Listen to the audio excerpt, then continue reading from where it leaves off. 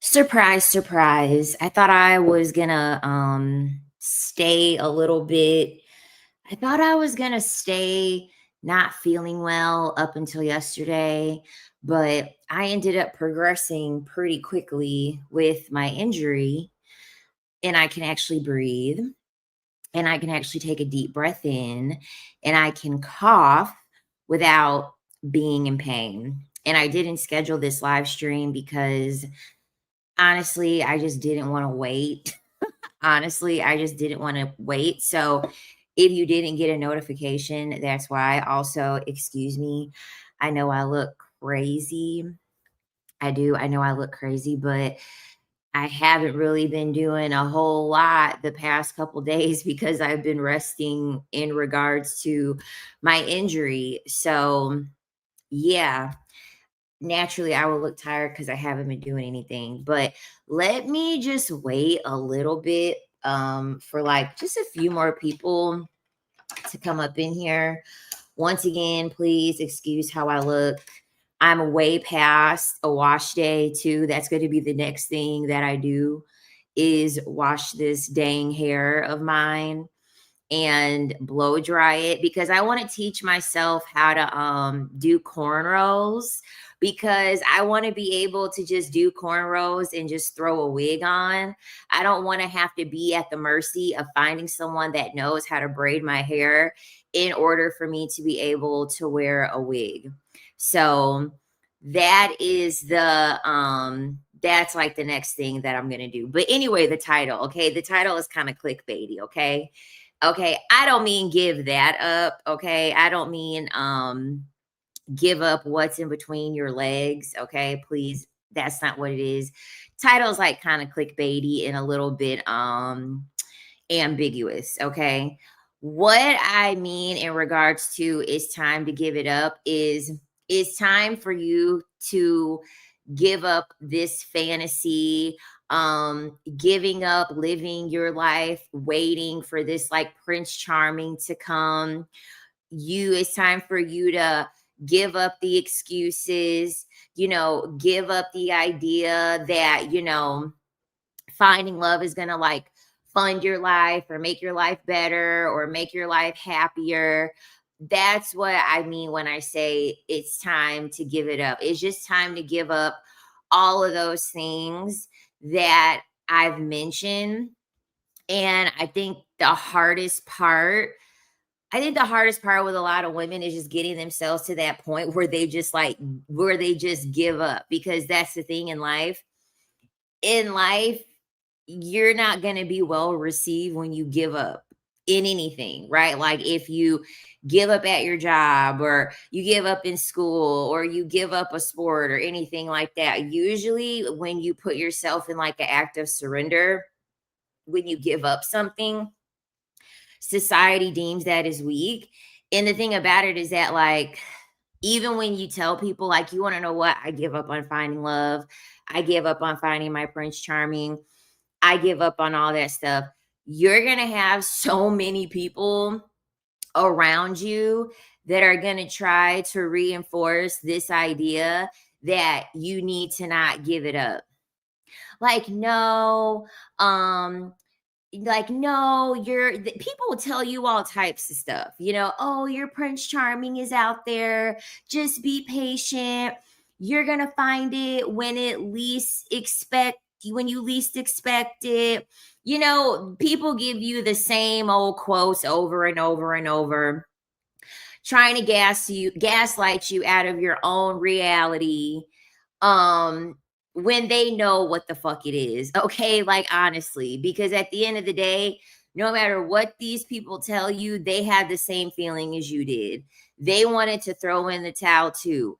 And if we're being completely honest, child, it's only a matter of time before these people are past the honeymoon phase in their relationship, and then they question whether or not they want to throw in the towel. Like, we're not going to sit here and fake it and make it seem as if every single person in a relationship has never questioned or wanted to throw in the towel and like give it up. I feel as though that happens a lot more and that thought comes across more often than a lot of partnered people. would want to admit.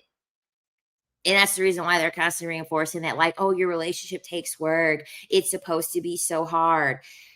I'm sorry, but there's a lot of things in life that I could choose to partake in that'll be hard, and I'm gonna get way more of a like return on my investment. Like losing weight is hard. Okay. Getting an education is hard. Acquiring an asset is hard, but those are things that you have a very clear, tangible return on your investment. And I think the thing about it too is that in society, we're always taught that the tangible investments that you make also translates into the investments that you make in people. That couldn't be further from the truth. That's like one thing that I really, really want to drive home with women. Stop thinking that these tangible investments that you make are going to give you a return like it would into people. It does not work like that. The transaction between people the transaction between people is never going to equate to the transactions that you have in other sectors of life when it's tangible, because people, especially women, offer non-tangible things. So whenever men are talking about, oh, as soon as you start asking for money, everything feels like a transaction. We wouldn't even be having this conversation if you didn't deem me as being attractive. I can't cash a check with my attraction. I mean, technically, you can make money with your attraction, but you can't just serve your attraction as a form of currency for it to actually be tangible, right? It is a non-tangible thing. Someone can't just rip your face off and be like, "Oh, okay, I want to check in. I want to cash in this person's face." That's not possible. That's the reason why it's very dangerous for women to have this mindset. And the thing about it is that we live in a society where they enforce this. People will give the list of all of your positive attributes, right? Oh, well, you're in good shape, you're beautiful, you have an education, you have a high earning job, you're a homeowner, you have a nice car, you're a business owner. Okay, they're naming all of these things, these external things that you have, trying to make it seem as if, okay, a man is the next external thing that you have. You knew exactly what you had to do to get all of those things. And you knew that, okay, if I go to my classes, if I study, if I do all the assignments and I turn them in on time, I'm getting my college education. If I save my money, if I get my credit up, if I have enough money saved on a down payment, I'm going to be able to get a home. If I diet, well, I don't want to say diet, but if I eat healthy, if I work out, I'm going to lose weight. Those are all of the rules that you would need to be able to get exactly what it is that you want. Obviously, there's exceptions. What a lot of men do is oh my God, this is what drives me crazy. A lot of men and women do this. They want to give a formula. Oh, well, if you cook for him, if you clean for him, if you treat him like a king, and men say this all the time. Oh, well, if you just cook and clean and you don't nag me and you don't do this, all men will be faithful to you. Okay, let's be real. Do we not think that women didn't fucking do that already? There's a mutual of mine. There's a mutual of mine on TikTok, and she posted a video of Real Housewives of not Atlanta. It's the mother from the Hadids. Gigi and Bella Hadid, her mom. I don't remember what Real Housewives she was on because I don't watch it. But the content creator had showed an episode of the mom of the Hadids talking about, I treat my husband like a king, and all you have to do is just she's like, the sex is very important, and you know all you have to do is just make sure that you cook for him, and you just have to make him feel like a man. And she's like, I feel as though that's what keeps the relationship together. All it took was for her to get Lyme disease, and he fucking divorced her. And then ended up remarrying someone that's like 35 years younger than him. I guess she didn't know what the formula was I guess you didn't have a formula ready for when you got sick. I guess you didn't have a formula when you got pregnant. I guess you didn't have a formula for when you gained weight. Your quote unquote formula is only going to work if everything remains the same and everything remains perfect in the relationship. And that's not going to happen. That's impossible. So, this quote unquote formula that women and men are constantly trying to hand you so that way you can keep hope alive and that way you can keep playing this game is full of bullshit. I mean, the divorce rate would not be 50% here in the United States of America if there was, quote unquote, a formula when we live in a country where women don't have to be financially bound to men. Because a lot of people will argue that too. Oh, well, in countries like India, the divorce rate is only 9%. Okay, yeah, that's because they're going to stone the woman if she walks away from the man and tries to get a divorce. She's going to be under the ridicule under her whole family. Like, it's like her own family will literally threaten to take her life if she tries to get a divorce from her husband. Like, they have the arranged marriage for a reason because it's created in bondage and it's like the tightest form of ownership that you could ever have. Of course, the divorce rate is going to be low when you have to have the repeated fear of death weighing on your back if you ever were to want to leave, just as it was when women had no rights. Of course, you're going to stay married to the person. Your livelihood is dependent on you staying married to the person. So this quote unquote formula that people think that they have is just nothing but lies. It's nothing but lies. The women that are given the formula, they're giving you the formula because they want to feel better about themselves and try to make you feel like shit because you quote unquote can't keep a man. Right? They want to be able to be like, oh, well, you're not cooking and you're not cleaning and like you're not giving him what it is that he wants. And so that's the reason why he's acting the way that he's acting. And then you'll have the men that are like, see, I'll act right if you do da. We've heard the story time and time again. Plenty of women have done that and the man still cheated. Okay. The man still cheated. She was sleeping with the man when she didn't feel like sleeping with him, cooking, cleaning, doing all those things, being submissive, quote unquote, being his piece and just letting him disrespect her, letting him do whatever it is that he wants without being questioned about it. Plenty of women have done that. And they still got cheated on. They still got harmed in some way. They still got left and abandoned. Their child got left and abandoned after the fact. That doesn't work. So I think once a lot of women realize, you know what, it's time to give it up. That fantasy that you have that's constantly being fueled by a ton of people when you say, you want to know what? I don't want to play this game anymore. I don't want to play this game anymore of proving that I know I can prove how well I know how to suffer and then be good waiting, and then he'll come later. And then once he comes into my life, everything's going to be amazing. Because real life doesn't show that. That's only in movies.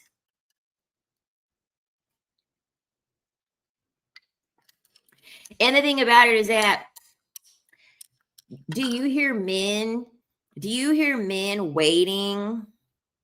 Do you hear men talking about, oh, yeah, I'm going to wait and I'm not going to sleep with anybody until the woman of my dreams comes along? Do you hear men say, well, yeah, I'm not going to give any woman a chance, until I have my finances together and until I have the dream house, the dream car, et cetera, et cetera. You don't hear men saying that. They're not even conditioned. They're not even taking in the same media that you're taking in for them to ever even have that be a thought in their brain. That's the last thing that they're thinking about. They're not putting their life on hold waiting for a woman. Only women are taught to do that, and women keep on playing this game. Another thing too, it's also time to give up this fantasy that at some point with all of the things that you invest into a man is going to pay off for you. Has anyone seen that video circulating on TikTok? I don't know if it's a skit. Okay. I really don't know if it's a skit or AI. Some people are saying that it's a skit, but just like comedy, What's the quote? Life imitates art, or art, I guess it's art imitates life. Yeah, I think it would be art imitates life. Um, Meaning that literally everything that you see is based off of a reflection of real life things. There literally is nothing that you see on a TV show, in a movie or anything like that. No, there is nothing that you see or listen to that isn't rooted in truth. So even if this was a skit, somebody out here has lived this reality. There's a woman that went viral on TikTok because she says that after 14 years, she's going to propose to her boyfriend.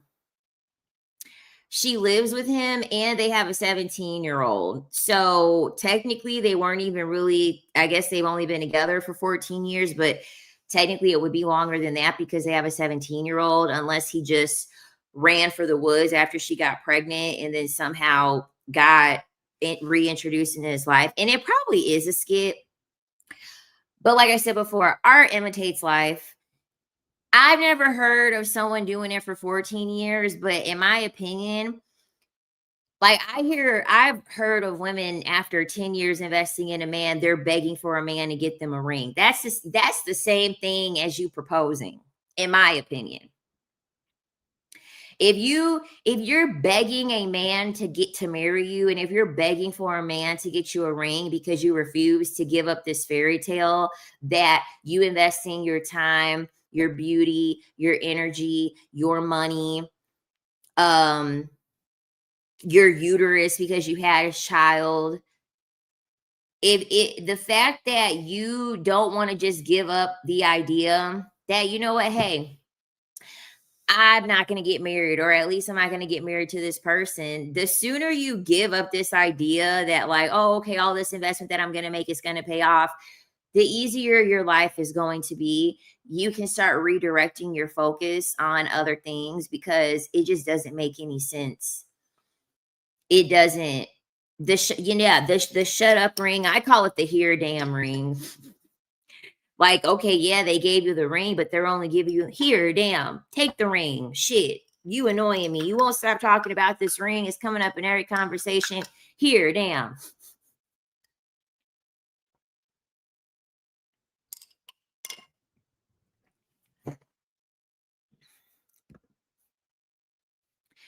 So waiting all that time for a ring. I mean, even a provider, or even financial stability through someone else. I get it. Like sprinkle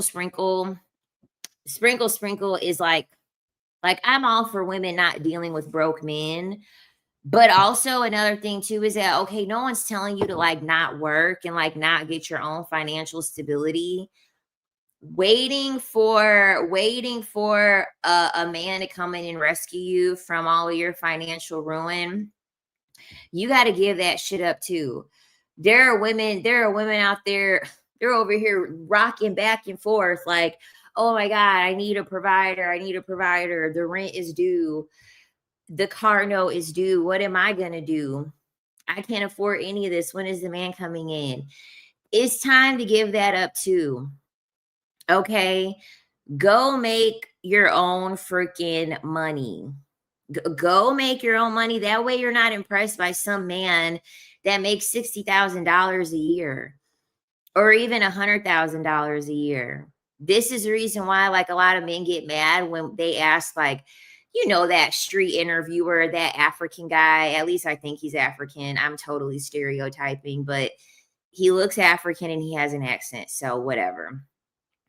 But he's that street interviewer, and he asks a lot of women just dumbass questions, and it's manosphere stuff, right? The manosphere men, look, they eat that content up, and then they ask the women like, oh, well, how much does the man have to earn in order for you to give him a chance? And they're like, oh yeah, like $100,000, $200,000. And the men are like, that's crazy. That's way too much. That's way too much money. That's just absolutely ridiculous. They're not going to find a man. They're not going to find a man that is making that much money. Okay, that's kind of the point. That's kind of the point. What a lot of men don't realize is that women, we understand, like, okay, there's no point in settling. Like, if even if this is something that's unobtainable, I rather just have what it is that I want, even if it means I won't get it, as opposed to just taking any little old thing. Women that are looking for someone that's earning that much money, in most cases because they actually have that much money.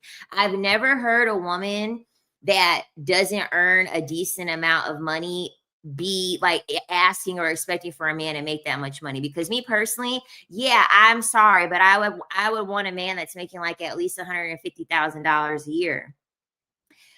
And I have enough stock financially to be able to say that. But I had one girl and she was like, I only make 35K a year. And like, I'm happy with the man that I'm with. He makes 75K. Like, that's more than enough. 75K isn't shit, but 75K it's a lot when you're only making 35K. Like 35K a year. And I don't know if this woman had children now, but 35K a year, you're probably below the poverty line. You're most likely below the poverty line. What's going on? Honestly, like what's going on? Like, I'm sorry, we shouldn't be giving men making 75K a chance because we're living at or below the poverty line. Like, that's insane to me, just me personally. Because in my opinion, if you're already at or below the poverty line, in most cases, even if you're dealing with a man that has 75K, you're still going to be there in most cases. So I feel like even giving that up and just saying, you want to know what? I'm going to get my education, or I'm going to get a certification that can help me pay for my education. Or I'm going to seek counsel or seek mentorship or go into a trade. Like, one of my mutuals on TikTok, she's a welder. She's a welder in New York City making $50 an hour. She claims that she's making $50 an hour. Let me say that. I don't know how much a welder makes. From what I know, welders make pretty good money, and given the cost of living in New York City, that's not too bad. But she became a welder, and like, she's doing pretty well for herself, and she's going back to college. Like, so she got a trade. She got a trade to be able to make money while she's in college, because I don't think welding is not what she actually wants to do. She's using something that has a decent amount of financial security to get her through college. And she just got 2 scholarships too. She got like 2 scholarships that are totaling 12K. I'm telling y'all, the money is out there. The money is out there. You gonna have to look, seek, find, and grab it. But the money is out there. Okay. So in my opinion, I'm sorry. You got to give up that fantasy of these men coming into your life and like saving you from all your financial distress. Okay. And the thing about it too, you not giving it up, this fantasy, right? This idea. You not giving up this fantasy benefits everybody but you. Right? Men benefit because men understand, well, if we just keep this fantasy alive and we just keep telling her like, oh, well, the reason why this relationship didn't work out is because you didn't do this. You know, the church does this a lot. Whenever people seek counsel, couples counseling in the church, that's like one of the first things that they always want to say. Oh, well, the relationship isn't working out because you won't communicate. You won't meet his needs. You won't make him feel like a man.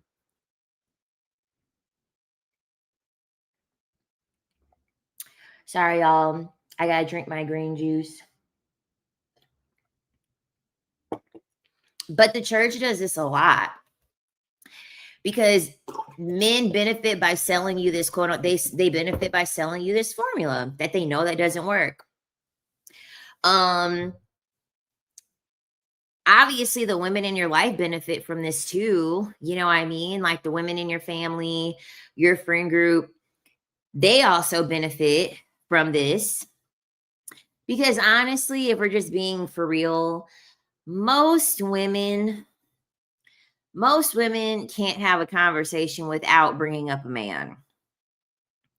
Without a man, a lot of women don't have any interest. They don't have anything unique about themselves. A lot of women are on autopilot when it comes to them conversing. And a lot of women aren't even, it's so ingrained in our subconscious that I don't even think women go out of their way to bring up men. It's just on autopilot. And they haven't undone their brainwashing. Like, I did a video on TikTok yesterday talking about how, like, the reason why, like, society is not going to reward your college degree.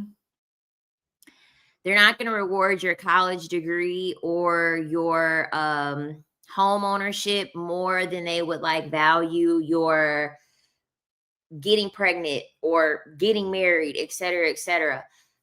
A lot of reason why they're not going to reward that is because we live in a society that is always going to reward like codependency. And a lot of women in my comments were saying like, oh yeah, I told my grandma that I bought a house.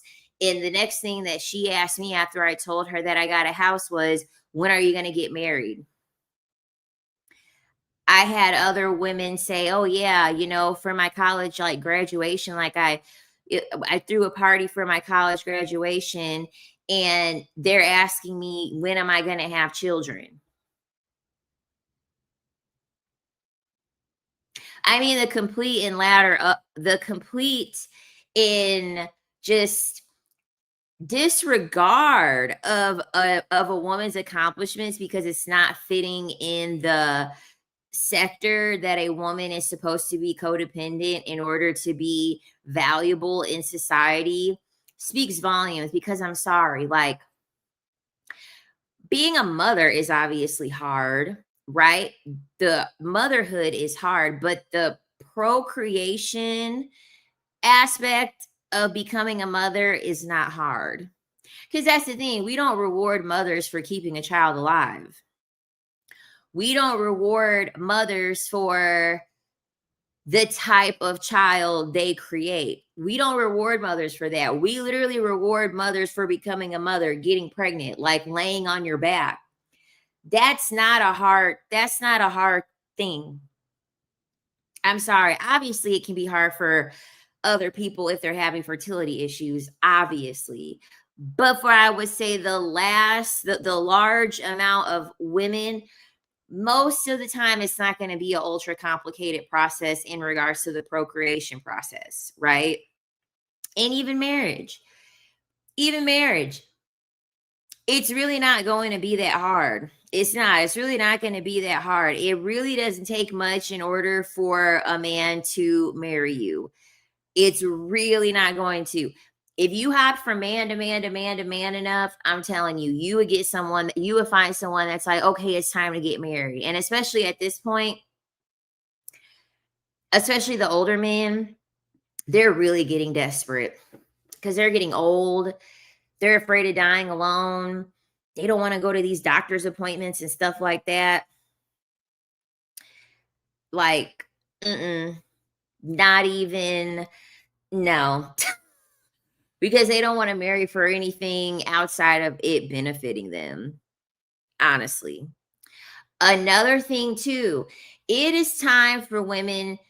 Another thing, it's time to give it up. Like, women constantly trying to be a nice girl, women constantly trying to do everything opposite of what men are saying that they like, or they're trying to fit into the mold and do the opposite of what men are shaming. So when men say like, oh, I don't want women to dress a certain way, or I don't want women to wear a weave or wear makeup, or etc., etc.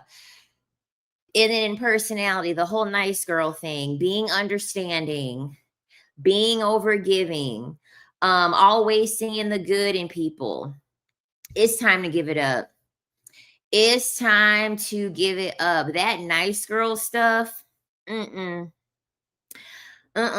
never been a nice girl. Okay. I've been kicking men in the nuts since I was in first grade.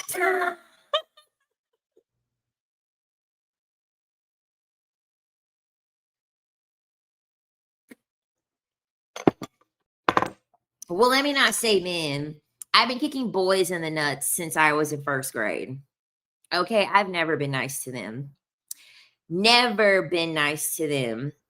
I don't even think any of the women in my family was ever nice to them. Like, even my cousin, she's going to be 14 in a month. Yeah, as soon as she started sharing the playground with boys, she was beating them up. She was beating them up, and she's tall. I ain't never been nice to these men, and I suggest that you don't be nice to them either, and you don't fit the mold of them either. There was a really good video that came up on my For You page before I got on this live stream, and it was sad. It was sad. So it was this black woman, and on the video, she just has the word men with a period. So obviously, we know the video is about men. And she pretty much said that, like, I guess she sells lip glosses, and like she's got big, full lips, like very, very full, voluptuous lips. And a man commented on one of her videos and said that she is wasting her lips because she's not using them to sexually please a man. And essentially, she was talking about how she is a victim of incest within her own family. And so she took it really personally that a man would comment that. And she said that, like, growing up, like, her lips were always the subject of discussion. And she said that, like, even when she grew up in the church, they said that she had the seductive spirit on her. I mean, just completely shaming her just because of the fact that her lips were big. And so she said that because of that, because she used to wear lip gloss. And she said because of that, she has stopped wearing lip gloss. And then she realized that whether I wear lip gloss or not, these men are going to sexualize me. It doesn't matter. Me not wearing lip gloss did not stop these men from doing anything to me. So I might as well wear the lip gloss. A lot of women think that this whole, like, nice girl, you dressing a certain way, a lot of women think that this is it's going to protect you. It's not going to protect you. We have men still complaining about what women are wearing to the gym. They're complaining about what women are wearing. It's too tight. There was a girl that had a picture. She had on this baggy ass top, baggy ass pants, and she was showing how men were commenting on the video that she made of her working out. And they're like, you look like you're wearing a garbage bag. Who goes to the gym with baggy clothes on? They don't like women. They don't like women. No matter what color you're in, no matter what hair type you have, whether you wear makeup, whether you don't wear makeup, whether you're mean, whether you're nice, it doesn't matter.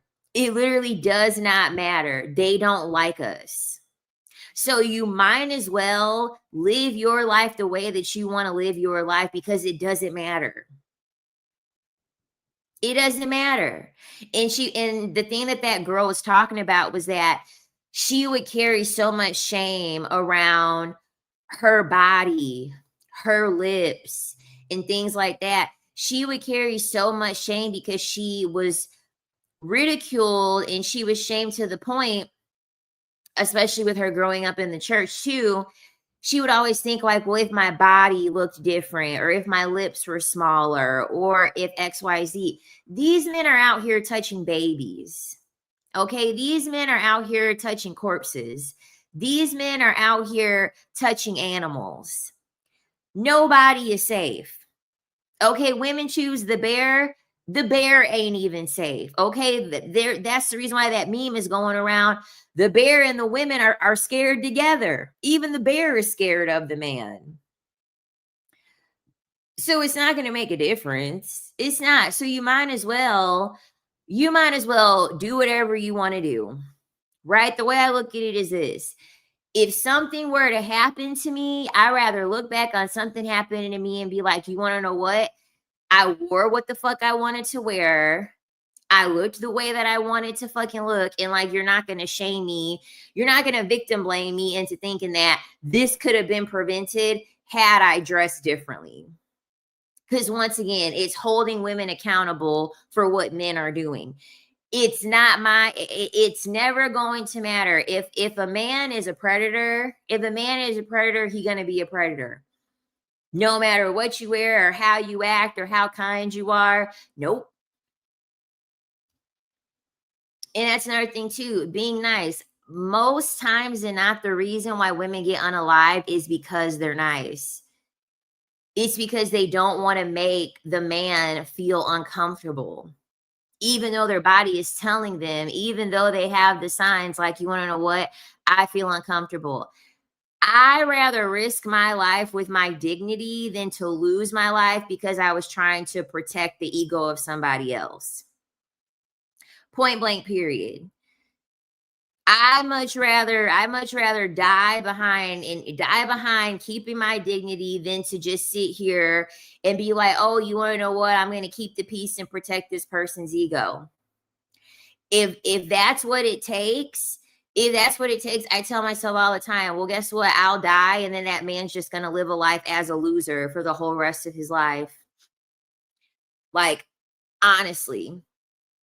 So it's not even worth it. You might as well make someone uncomfortable, because guess what? If you make someone uncomfortable and you know that you're going to make somebody uncomfortable, at least you can prepare to defend yourself if this person were to get upset.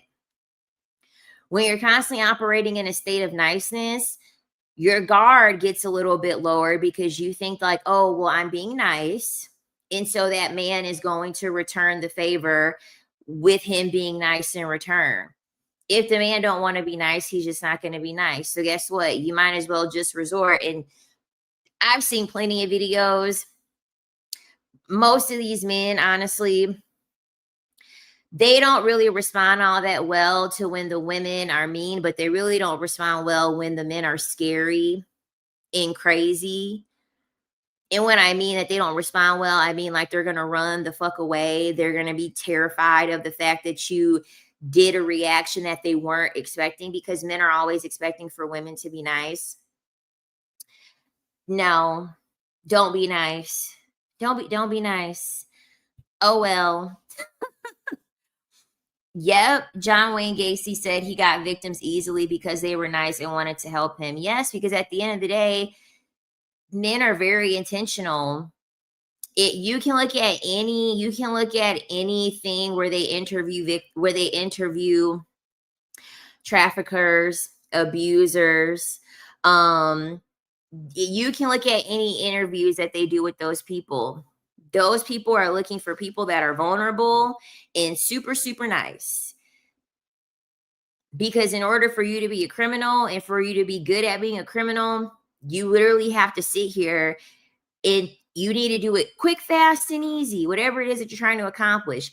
You're not going to pick a target that's going to give you a lot of resistance. You're not going to.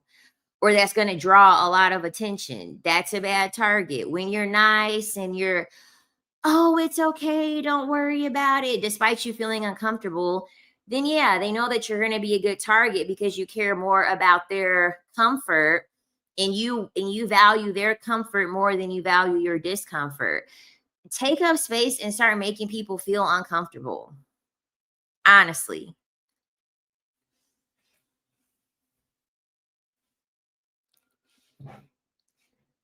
Yep, fear, shame, and guilt is such weak voltage, which is why they need so many of us to live in these emotions to get anything done.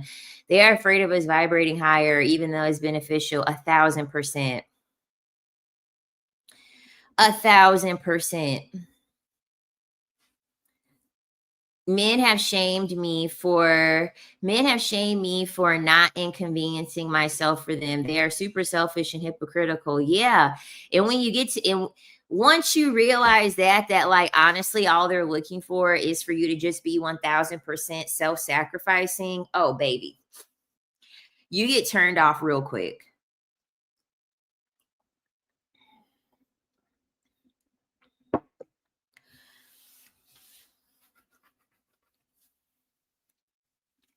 That's the reason why these men, I ignore them. I don't know what it is, but it's always like, honestly, I can't stand going to the grocery store. I can't stand going to the grocery store. The number one place that men try to talk to me is at the fucking grocery store. I ignore them every single time. Like, no, no, sir, you're not going to catch me slipping. You're not going to catch me slipping up. I'm going directly to my car. I'm not giving you any eye contact. I'm going directly to my fucking car and I'm ignoring you. And you're going to look like a crazy person constantly saying, hey, miss, ma'am, hey, hey. You're going to look like the crazy one. Because I get it. I feel like the place that I get it the most is the goddamn grocery store. I can't stand it. I can't stand it. Yeah, I'm like, what's up with the grocery store? What's up with the grocery store? I don't understand. I don't. I guess no women are going to any other places like a club or a bar, I guess. So I don't know, but it's something about the goddamn grocery store. I don't know. Weird times.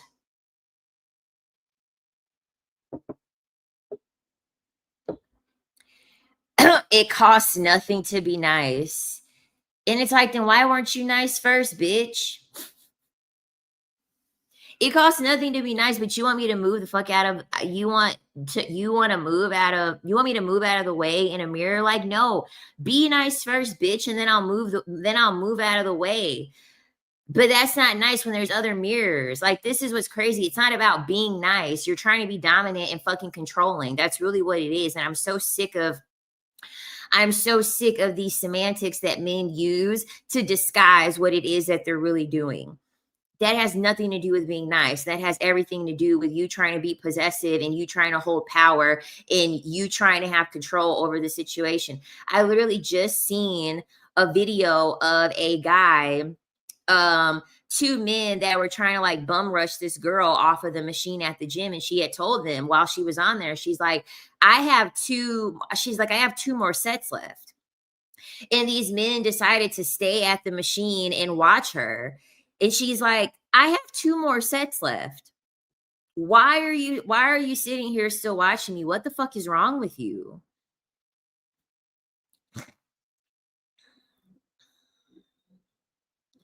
Like, what? Like, no, no, I'm cussing somebody out every single time.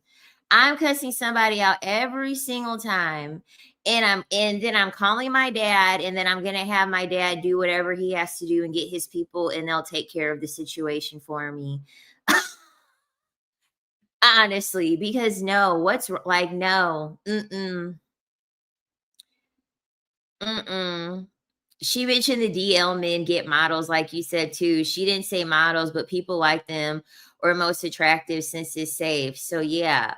Yeah, I'm telling you, a lot of men use highly attractive women as a cover up. That's why I'm like, when men are real hard, like I seen a video yesterday and he was talking about how he wants a woman that's real, real feminine. He's like, I want the girliest girl possible. I mean, nails, makeup, hair, high heels, dresses. He was talking about he wants the girliest girl ever. DL.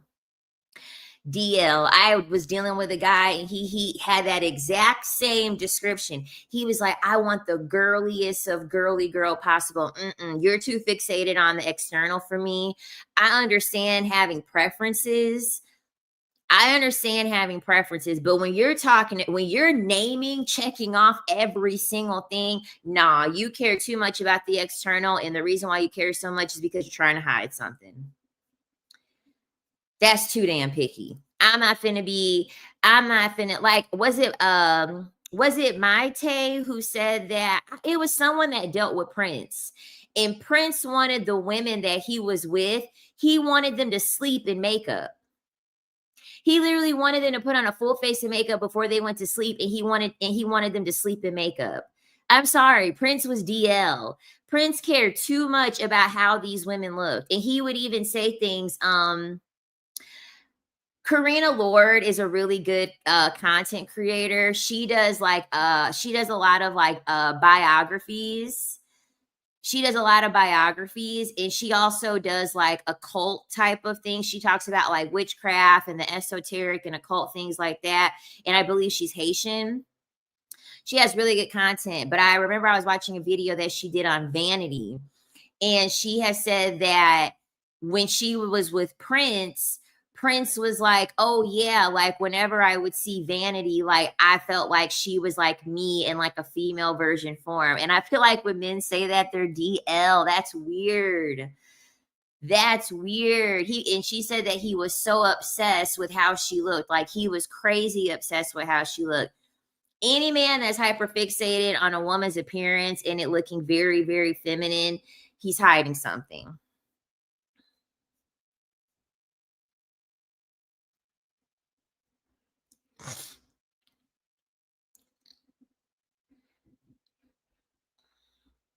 What is girly if men are wearing dresses, wearing pink suits, and wearing nail polish and makeup? I thought men can do what women can do and vice versa. So, what does it mean to be girly? Good point. Good point. Because the thing about it is that they move the goalposts. They move the goalposts.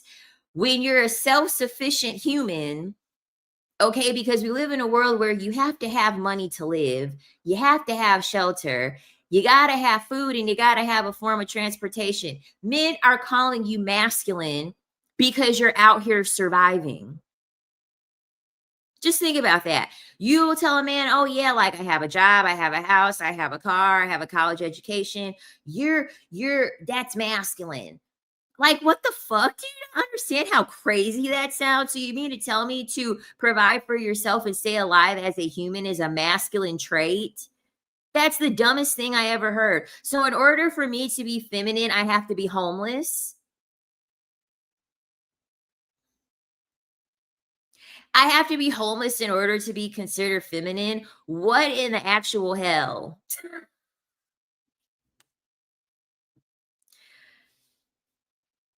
Like what? But then we'll try to prove that they're in solidarity with women by doing these external things that women do, such as like wearing dresses and eyeliner. And the thing about it is that what men don't even understand is that a large majority of all of the external expressions that are deemed feminine came from men. High heels came from men, wigs came from men, makeup came from men. All of that stuff was created for men originally.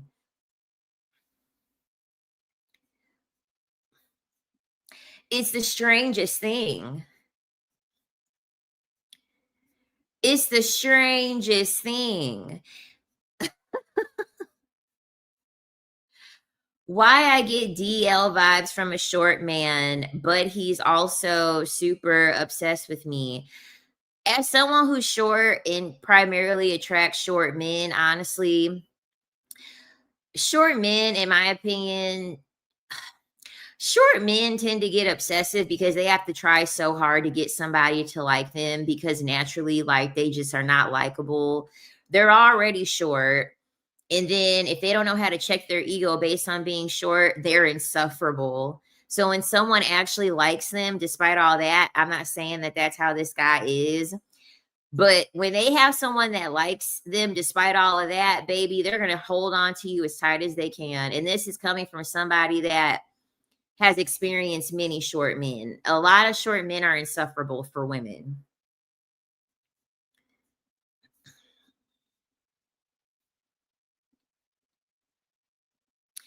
I'm personally not a fan of a man wearing nail polish. I mean, if they're gay, I don't care. Like if they're gay, I don't care. But that's another thing too. We also have to give up these external factors that deem someone um like gay or straight or anything like that. Child, there are men out here that are straight as a wooden board that are cis het claiming to be a trans man all because they put on a dress and a wig just so that they can go inside a goddamn locker room full of women. I mean, that's the way that a lot of these men look at these external factors. They just look at it like a body kit on a car. Like you could switch out a body kit on a car. Honestly, you can't. You could switch all that up. That's how men are. They're like, oh, well, what do I need on this car to make me look big and strong? Oh, okay, let me put on these big old tires, these huge tires with the hydraulics. And oh, what else do I need to put on to make me seem masculine? Oh yeah, let me get the engine all revved and loud so that way I can get a lot of attention because I don't get no attention outside of this car. So let me make sure I get a car that's real loud with my V8 engine. Like that's how men think. That's how men think. So a lot of it is just performative. The RP men are all gay. Point blank period. The manosphere RP men are all gay. They're struggling because sexually they're heterosexual, mentally and emotionally they're gay. So they're struggling. They're like, why do I hate women so bad, even though I want to sleep with one? Because you're gay. Because you're proving that emotionally you're connecting with men over your hatred of women, but you don't want to show everyone that you're gay. And so you need to sleep with women, but you're not likable enough to be able to sleep with women. So it's just this never ending cycle. It's just this never ending cycle. They just keep on going through this vicious attack within their own manhood and their own masculinity and their own identity that they don't know what to do. Girl in my town died, got hit by a guy driving a lifted truck, didn't see her from up high. Oh, that's terrible. And see, here down south, so many of these men have that goddamn, they have their trucks lifted, and I can't stand it. I can't stand it. Mm-mm. And it's also time to give it up with the goddamn pick me stuff, the pick me energy, the free emotional labor, um, trying to make it easy for a man to love you. Cause like men are always talking about these women are like, they talk a lot of shit about how women will be like, oh yeah, you can't handle me. Yeah, you can't handle me. If a man can handle you, something's wrong.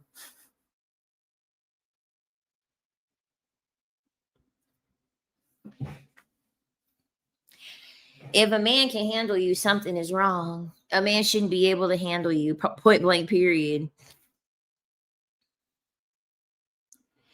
A doctor at my hospital and his wife just got shot by his stepson. These men are unstable, chow. Chow. And the thing about it is that he probably did that all because he didn't get something that he wanted. He's probably been used to a life of getting everything that he wanted. He most likely abused it. And then they cut him off. And then he decided, you want to know what? I'm going to retaliate. Most of those situations where men, they harm a parent or parents, they harm someone parental, it's strictly because they started setting boundaries. And that's the thing. This is why, as a woman, I don't believe you should be nice to men. You can obviously be respectful. You know what I mean? You know what I'm saying? I'm not saying just go up to some random man and be like, MF or this. I'm not saying that. But what I'm saying is that like this high amount of like performative niceness that men feel that they're entitled to have just simply because they're talking to a woman. Yeah, no. No, because the thing about it is that if you don't set a boundary with a man from day one, the moment that you start setting boundaries, it's going to get dangerous. It's going to get dangerous. That's the reason why it's a statistic. A woman is most at risk of losing her life when she is with a harmful partner. Is when she is leaving, because leaving is the ultimate boundary because you don't have access to that person. My ex side dude was avoidant with me, but would light up around his male friends. Like, and he's the side dude at that. So that's how you know, like, man, you really like men.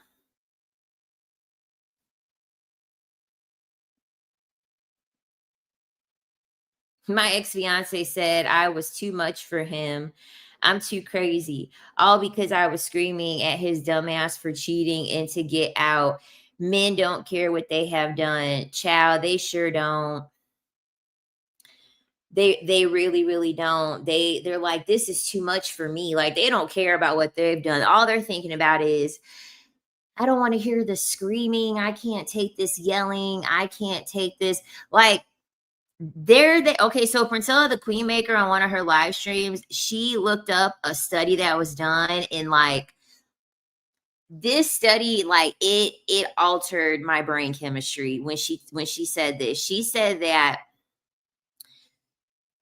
they did a study on like young boys and on young girls, and they had a recording playing, and it was of like a baby crying, and they just kept letting it play to see how they would respond. The little girls, they actually tried to like seek a resolution to the stimulus being played, like the stimulus of that recording being played. They actually tried to do something about it. The young boys, they just cut the shit off. They just cut the shit off. They were like, you want to know what?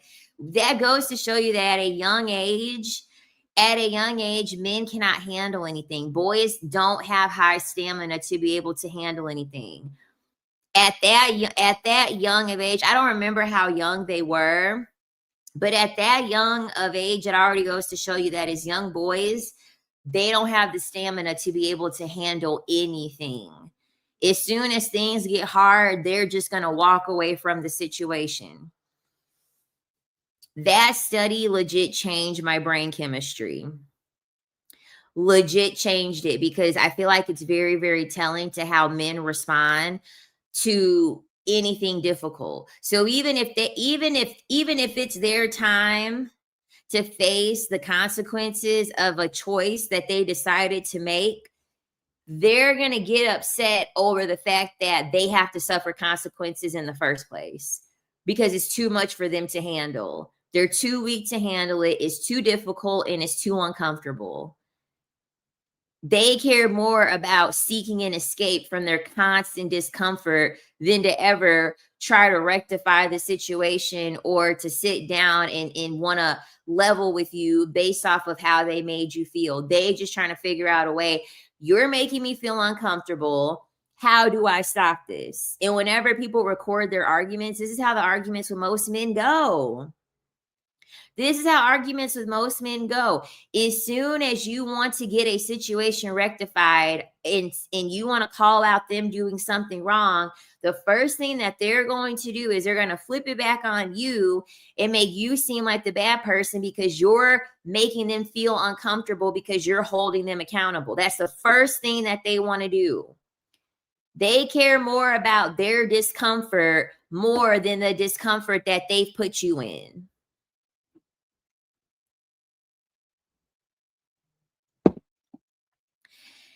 I mean, it's extremely low emotional intelligence. That study alone turned me off of men completely. I can't look at a man and actually think that he's a man when he can't even sit through the discomfort of dealing with the accountability and consequences of his actions knowing that they hurt another person. And then they wonder why women lose respect for them. How can someone respect you after that? How?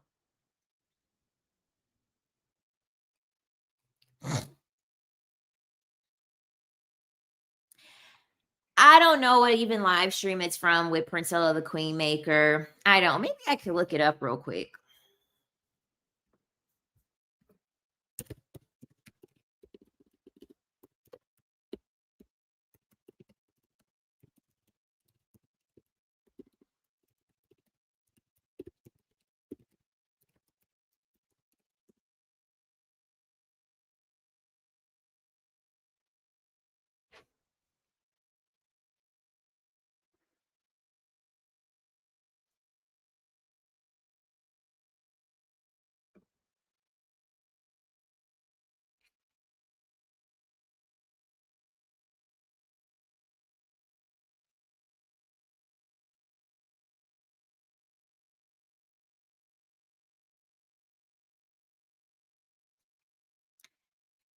This was done in adults. But even this study that was done on adults, it says Dr. Mark Bornstein, the National Institute of Health, said that earlier studies showed that women feel more sympathy than men when they hurt a child in distress. Previous studies have shown that on an emotional level, men and women respond differently to the sound of an infant crying. But this isn't the study.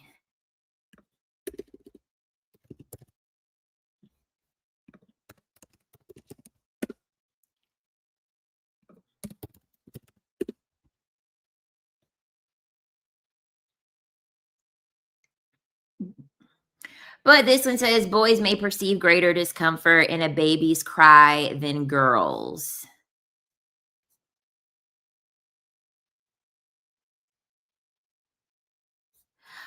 Ooh.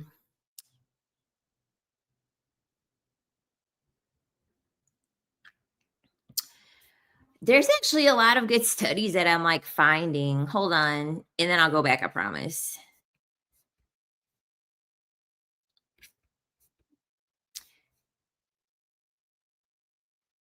Oh my God. This study says women showed, they did this is just based off of emotional faces. It says women showed a greater preference for infants than men.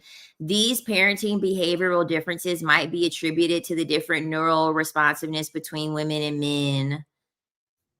See, and this is why I be telling people men are not created to take care of children.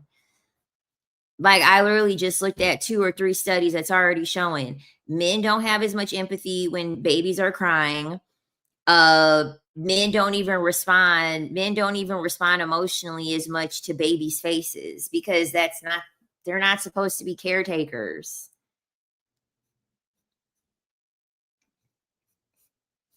Exactly. We don't hate men, but we are acknowledging centuries of abuse and disregard. Anyone who tries to form a relationship with a man at this point is really lying to themselves. Exactly. Because I don't hate men. I don't have enough energy to invest in hating a man at all. Um, it's just men possess certain characteristics, and a lot of those characteristics are at the detriment of women. And I don't want to be on the losing side. I'm not a loser. Okay, point blank period. I don't take losing well in anything. I'm very competitive. I don't ever want to be on the losing side of any relationship, of any bargain, of any game. I don't ever want to be on the losing side. And the reality is that dealing with majority of men as a woman, you're going to be on the losing side. And you've been conditioned and brainwashed to normalize and embrace the fact that you're going to be on the losing side. Like, honestly, it's like Nino said, it's not personal, it's just business. That's the way that I look at it. It's not personal, it's just business. At the end of the day, I can't do anything to change these men. I can't do anything to change them. Society's not going to do anything to change them. They're going to continue to be the people that they're being. But at the end of the day, I don't ever put myself in the predicament to be on the losing side, and that's what you're signing up for in most cases when you deal with men. No, thank you. I just kind of feel like if you're a pygmisha, you're a loser. I'm sorry. It's really that simple. If you're a pygmisha, you're a loser and you're committed to losing and you take pride in losing. And you think it's a good idea for you to put yourself in a position when you're on the losing side. No, that's stupid. Men would never trade places with a pygmisha. If someone were to come up to a man and say, you want to switch places with your girlfriend that's cooking and cleaning for you and giving you schmecks on demand, a man would be like, hell no, I want to stay here. I got it good. I don't want to do what she's doing. A man would never switch places with a pygmisha. You want to know who a man would switch places with? A 304. That's going to be the first person that a man decides to switch places with. Because men look at it like, oh, you mean I just get to be beautiful and all I got to do is sleep with men in order to be able to make money? That's going to be the first person that they are going to switch bodies with because they're more so on the winning side. That's who's going to be on the winning side because they see all the benefits that these women get and the lifestyle that they get with the beauty that they have. Ain't no man finna trade slaves. Ain't no man finna trade places with a proud slave. Like what?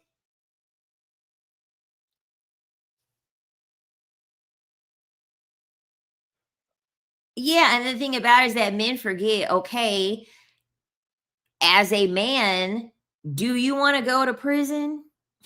Because these are the same men that are like, oh, yeah, if I was a woman, I would be sleeping with men and I would be doing this. Okay, then go to prison then. Go to jail then. Why are you so afraid of jail and prison? It's the same exact thing. It's the same exact thing if you go to jail or prison. You're going to have men hitting on you. You're going to have men touching you. You're going to have men feeling entitled to your body. You're going to have men essaying you. So cool. Go on ahead and be the 304. But if you would be willing that proudly to be a 304, I would hope you would be willing to go to jail or prison too, because that's the same exact experience that you're going to have.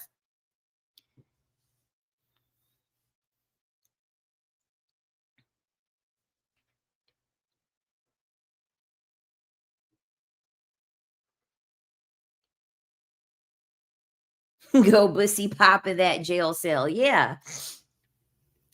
Studies show that most red pillars are on the DL. I believe it. I'm sorry. The men in the RP and manosphere, there's no way that they're straight. It's no way. And thanks to everyone that has wished me well in my health. Am I still having like a little bit of pain? Yeah, I'm having a little bit of pain, but at least it's only in the place that was originally impacted, which was like this upper part. I was doing I was on the pole doing an airwalk, but I was doing like an elbow grip airwalk. And the bottom arm, I gripped the bottom arm too high. And so my hand slid down a little bit. And so it essentially put like all the weight like in this shoulder. And so I kind of had to like shrug the shoulder up so that way I wouldn't fall. And like immediately, oh, it hurt so bad. It hurt so bad. I knew I pulled something immediately. So I didn't really have any pain. I like stretched it a little bit and then I continued on with the rest of class because it went away. And then a few hours later, I was like, oh my God. And honestly, y'all, I thought I had gas because it was on my left side and the pain was like literally from the bottom of my breast all the way up here. So I figured like, oh, well, my stomach is over here too. So I figured it was like gas that had like traveled up to my chest. And it was hurting bad. I could barely breathe. I couldn't lay on my side. I couldn't do anything. And um but I was like, hey, let me put a heating pad on it and see if that'll help. So I used like a heating pad. Then I have some it's called Evil Bone Water, but it's Chinese. It's gay shi gay shi or something like that. If you type in Evil Bone Water, Chinese apothecary, it'll come up. I use that and that helped a lot. And then I've been taking some ibuprofen.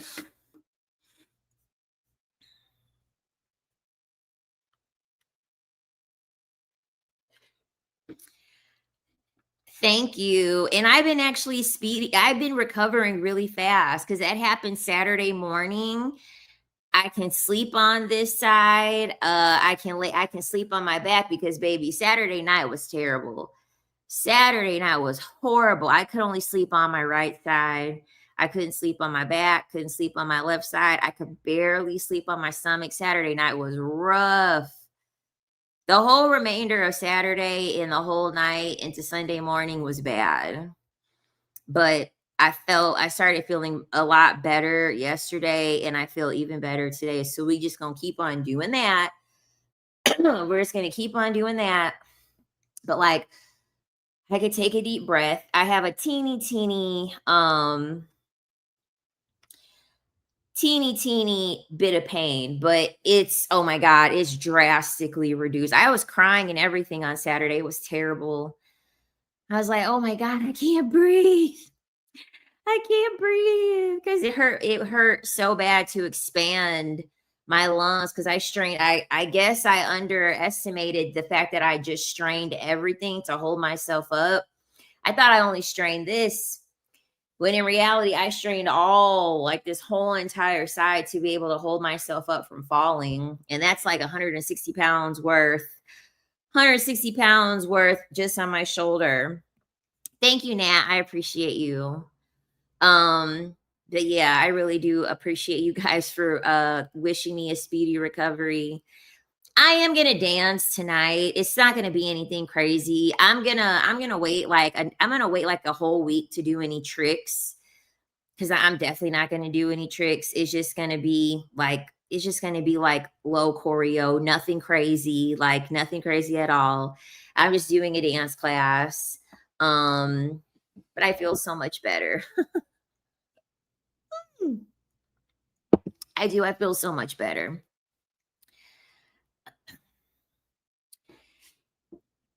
And I was getting to the point where I'm like, okay, I feel better. I'm going to stream today. I'm going to stream today because I feel good enough to. So, in gas pain, because like normally if I get gas pain, I will get it on the left side because that's where my stomach is. And like, oh, the gas pain can be a bitch. I just really underestimated the fact that I strained the whole side. So, I do need a massage. I really, really do need a massage. Actually, I need to call and make one. I do. I used to go to a gym where the managers were so disrespectful. They clearly didn't respect women. I changed gyms. Terrible. Terrible. Ugh, I hate going to the gym now. I dread going to the gym now, honestly. I do. And honestly, I think it's just because I don't know. And the thing about it is that, like, when you're young and you don't understand like the predatory nature of men, you know how they say ignorance is bliss, right? So I remember it's probably about 25 because I got my firearm when I was 26. So at 25, I had been going to the same gym. I had been going to the same gym since I was 13 years old. Been going to the same exact gym. So I had been working out and I had been like really committed to my fitness journey or whatever. And there was this old white man. And honestly, the thing that's so crazy about this is that like I had worked in the strip club. So it's like a part of me was probably immune to it, to be honest. And then the other part was just like, I think I just kind of knew how to fend the man off. So it wasn't like this crazy thing in my brain, but like it was this older white guy and like he was old. Like he was old. He had to have been like 65, 70. And he would always come up to me in the gym and like he was just weird. He was just weird. And so there was this police officer that had worked out at the same gym. And he would come up to me. He would be like, please tell me like if you ever have any problems with that guy. And so I would go to the gym at the same time and the both of them will always be there. And so the police officer would like always make sure that the guy wasn't being creepy because the police officer's wife worked there too, or worked out there, not worked there. And so then the police officer gave me intel and he told me that old creepy white man, there was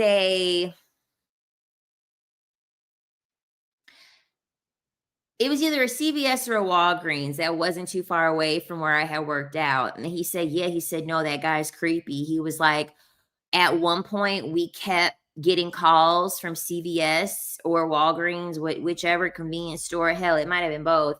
They received calls from the convenience store because this old white creepy man, he would just sit there at like the cash register off onto the side when people were checking out, and he would just constantly try to like talk to the girls that were working there. And so they had to repeatedly call the fucking police on them because he just was sitting there like soliciting the place. trying to get attention from these women. Ugh. Like, honestly, like, oh my God.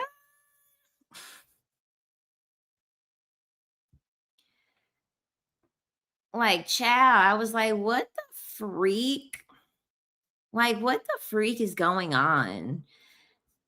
He's like, yeah, we're gonna have to call. He's like, yeah, oh, so I already said on the last live stream, honestly, I think I'm probably going to put the spiritual stuff on Patreon. Because there's so much stuff I want to talk about, and I just know that they're not gonna let it fly, the stuff that I talk about. Honestly, they're not going to, because I want to talk about much deeper stuff than what I talk about. And I need to be able to do on a platform that's like not gonna freaking that's like not gonna make a big deal. Cause they don't like to talk about anything like super, super like deep occultish or whatever on here. I'm finally getting strong enough for ballerina pose. Nice.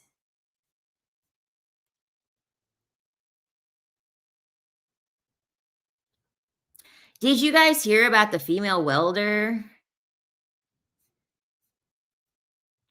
I guess the guy was jealous or whatever. I guess the guy was jealous that she was doing a better job than him, and I guess he ended up like unaliving her.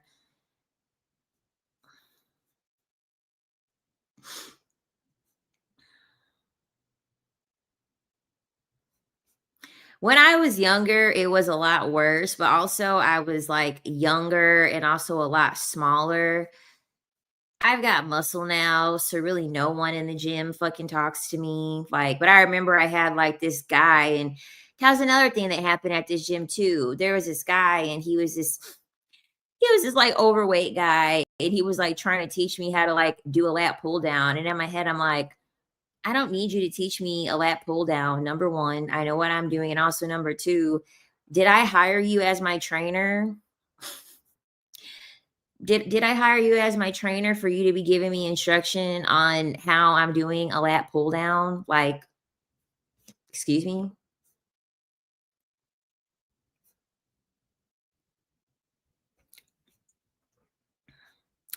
I'm so sorry that that happened to you. It only took for me to work in a one male dominated field for me to not ever go back. Okay? I did it once, I'll never do it again. It was terrible. It was terrible. Not ever doing that again. That was annoying. And then also another thing that I had noticed, I was like, dang, these men don't have any organizational skills. And it's so crazy too, because all you have to do is talk to a male boss. All you have to do is talk to a male boss that works above other men, and he's going to tell you that he can't stand being a boss of men. I've never heard a male boss tell me that he enjoyed being the boss of men. I had a personal trainer who was a man. He was my first bodybuilding coach. And he told me, he said, I prefer to actually prep women for a bodybuilding show as opposed to a man. And he told me about this one client that he had. And he said that he's like, oh, yeah. He says, you know, 6 weeks out, they're bitching and they're crying about their carbs being reduced. And then 4 weeks out, they're talking about how they want to quit the show. He's like, I don't ever have those issues from women. He's like, you got to hunt the men down for their check-ins. You got to hunt the men down for just to get simple communication on what's going on. He was like, I never have to deal with that with women. Then when I worked in roofing sales, one of the bosses told me that too. He said that being bosses to the men, he said that they What did he say? He did say that they lacked organizational skills. He said they don't listen. He said they don't listen. He said that a lot of them were lazy. Then, when I had lived up east, there was a man that had rented out to me, and the house was full of women. And he said, I only rent out to women. He said, he said, I decorated this house. And he said, I got this house designed for women to live in here. Cause he had like a big giant closet, a lot of shelf space and things like that. And he said, I do not get men as tenants if I can avoid it. He said, I try my hardest to avoid having men as tenants. Cause he said, the men are not clean. The men don't keep the place up. The men, like, they're rebellious and they roughhouse and they're loud. Like, I literally had 3 men in my life just straight up tell me that they don't like having any interaction with men at all. Once I had men start admitting to me that they don't even like dealing with them, I was like, oh, damn, they must be super insufferable if men don't even want to deal with them.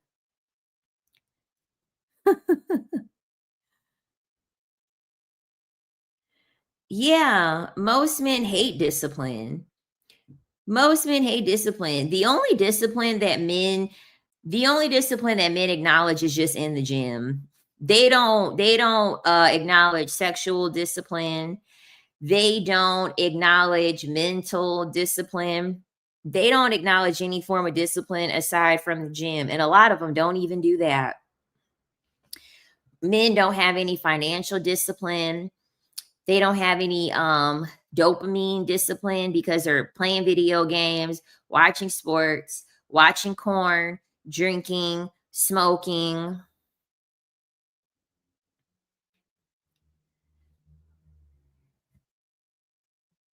My trainer said he has to treat the men he trains like in the military, shouting, yeah. This is why I tell a lot of women, you're better off dealing with a man, and he's going to respect you the most when you treat him like his football coach did or his sports coach did. Oh my God. So I watched that movie, Him, Him, because I remember when I saw Sinners, they had the trailer for Him, and I was like, I gotta watch that movie. So I rented it and I watched it. It was really good. It was really good, especially if you're into like, I can't say the word here on YouTube. If you're into like a cult and you're into things with esoteric, and you're very familiar with I just call it rites of passage. If you like rites of passage, if you're familiar with blood, how they use blood and these types of things, Him is a really good movie. It's got all of that in there. If you're into if you have a good understanding of like Freemasonry, all seeing eye, all that type of stuff, you'll like the movie. But one thing that a lot of people don't realize is that football is it's the king of patriarchy. That's the reason why, like, patriotic, the word patriotic is a part of patriarchy, right? Patri literally just means men. I believe it means men. But because a part of being patriotic is male centered. Being patriotic is being male centered. Point blank, period. Having patriotism, you're acknowledging the fact that we live in a man's world. That's the reason why the most patriotic sport of all of them is football. Yeah, father, it's football. That's why we have the team, the Patriots.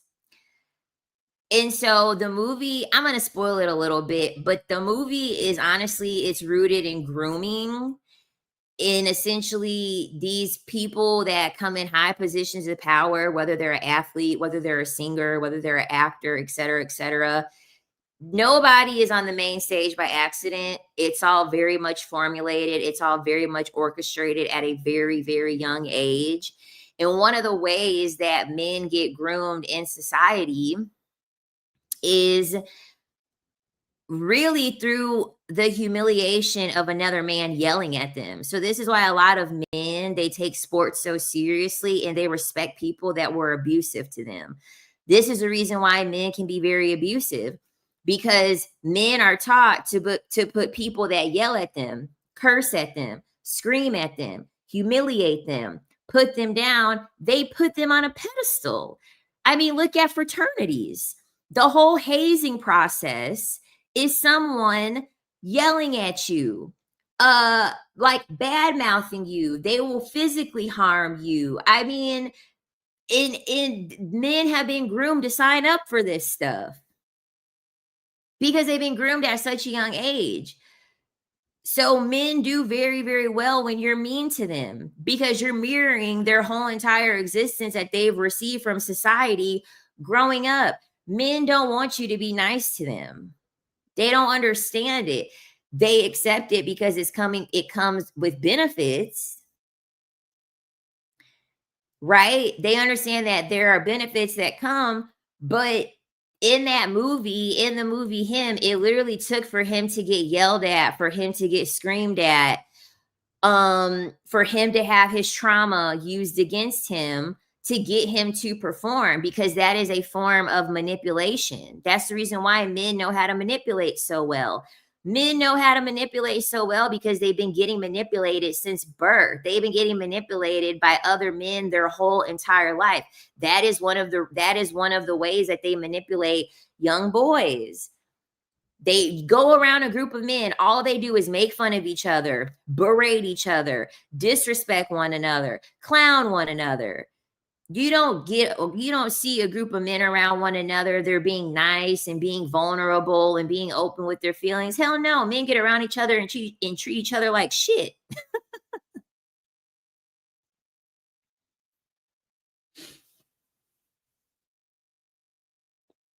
Every time I've been mean and I've cussed out a man, or y'all have heard the evil things I've said to men, they always come back.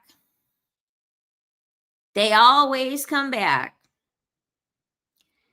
I've said things to these men that would give me a one-way ticket to hell, and they still always come back because they've been groomed to respond to that, because I'm mirroring exactly what their football coach said about them. And depending on who their mother was, their mother says it too. I've seen it. I've seen it too. The mother saying, "You ain't shit. You ain't gonna be shit." Their mothers are doing this too. A lot of their mothers are doing this stuff too, especially if he reminds her of his dad and his dad abandoned them. Oh yeah, 1,000%. They're gonna take it out on their son and constantly remind their son of how inadequate they are because they see such strong reflection of the deadbeat baby daddy that she has, and they're gonna take it out on the son now.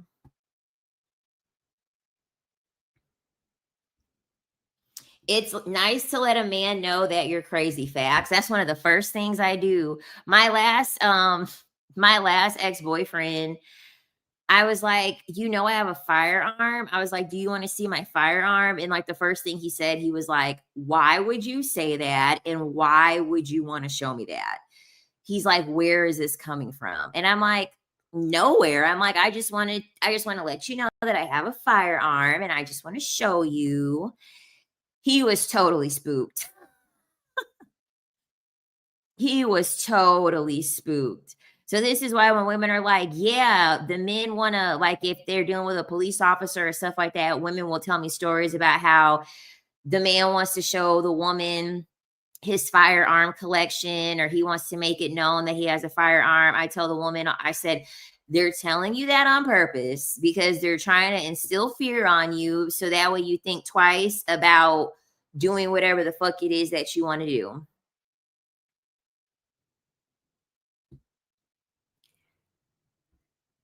Like, no. Who would want to be a general in the relationship with a man all the time? I just want to chill. Girl, that's what people charge for. It's called being a dominatrix. That's why they made a that's why they make a profession out of it, because women don't want to be a general to a man. That's why women said, you want to know what, if I have to be a general to a man, you better be fucking paying me then. If you want me to yell at you and scream at you and humiliate you and make you feel like shit, I might as well be getting some money off of it, because this is not something that I would naturally be doing. So women made a profession out of it.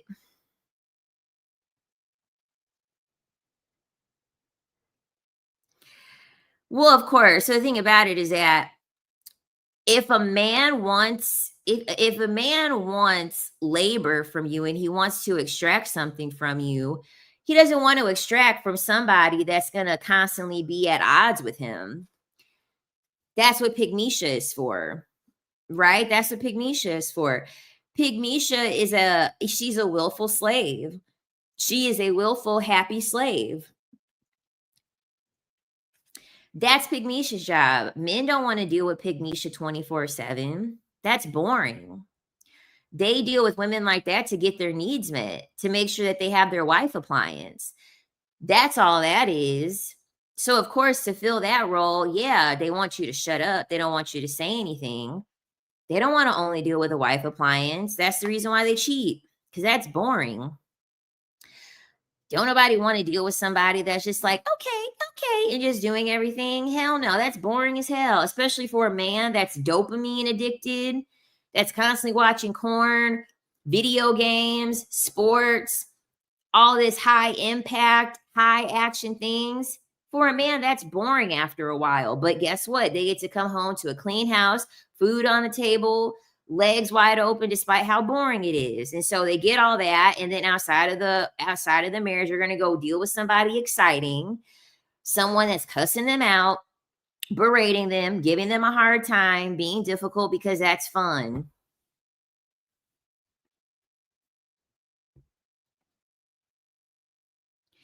So basically, do nothing for my boyfriend and let him do everything. I learned that from you and it's working. I just received. Exactly.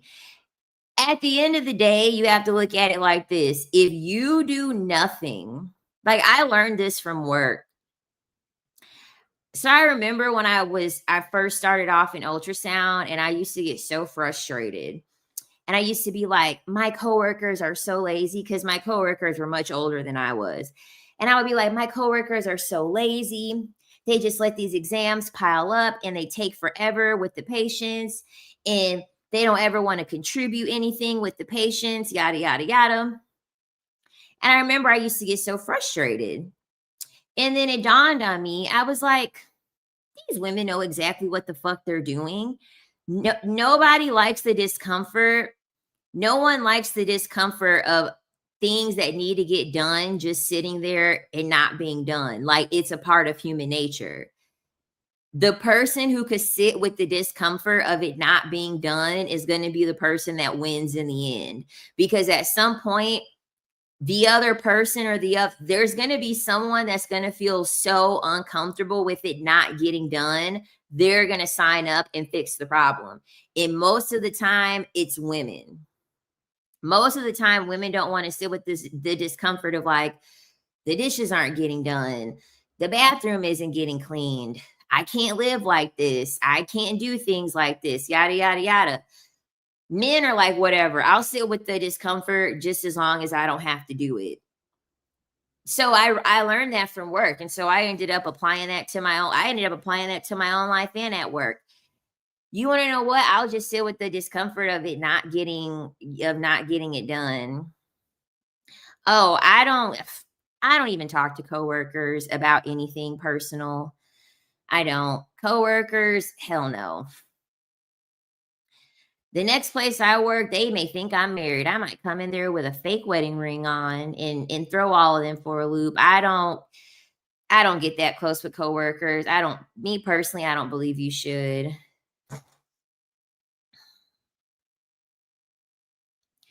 My last situationship brought his pew-pew to my place and placed it on my bathroom sink before we took a shower. It told me not to touch it. It's loaded. And I'm like, okay, I would hope so. Ciao. At least he's seen you as capable. At least he's seen you as capable of potentially using it.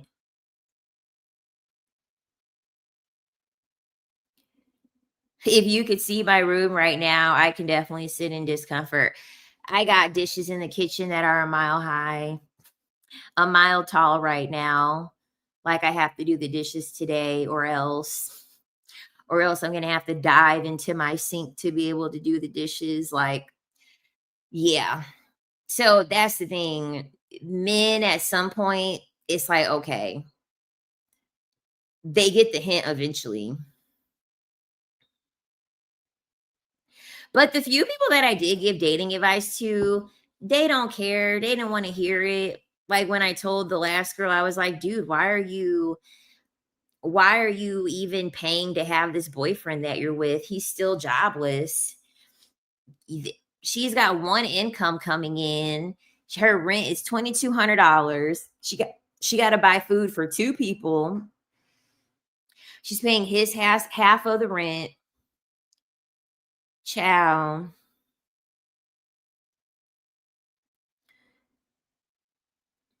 She said, "Me too," and I'm walking out of the house with them like that because I'm going to yoga in the OB-GYN. I love it. I'm telling you, men would be able to make a lot more money if they just didn't only see labor being a gender thing. Like, I'm sorry, as a man, you're not about to well, I mean, there are, like, landscapers and, like, actually there are a decent amount of lawn care people, um, that, like, they can make money, but then again, it's also seasonal. All the jobs that men do like that they would deem to be gender roles, like lawn care. Obviously, your car, you gotta get that maintained. That's not all that seasonal. Um, but yeah, things like landscaping, mowing the lawn, anything outdoors with the feminine, essentially, it's all gonna be seasonal. The point of dealing with a man and still having to work when you hate your job, ciao. And the thing about it is that job that we worked at together, baby, that job you signed up to be a part of the slave trade, baby. You were working on the plantation at that job, child.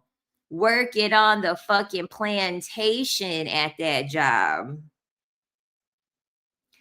Had us busy as hell, had us working to the bone. So even with the money that she was making, which honestly for Florida, they do pay really good money, but yeah. And then not only that, I couldn't sleep with no man that's not working. I couldn't. I can't sleep with a man that's not working. That's crazy. That's crazy. And to be honest, if I'm with a man that's not working, I shouldn't even have to sleep with him. He should be using his energy that he has to go get it from somebody else. If I'm already paying the bills, oh hell no. Oh hell no. You better use that energy to go find something else because I'm not doing everything and your ass is not working. Are you crazy? Are you crazy? These legs ain't opening up for you until you're employed and you come back with a clean STD test.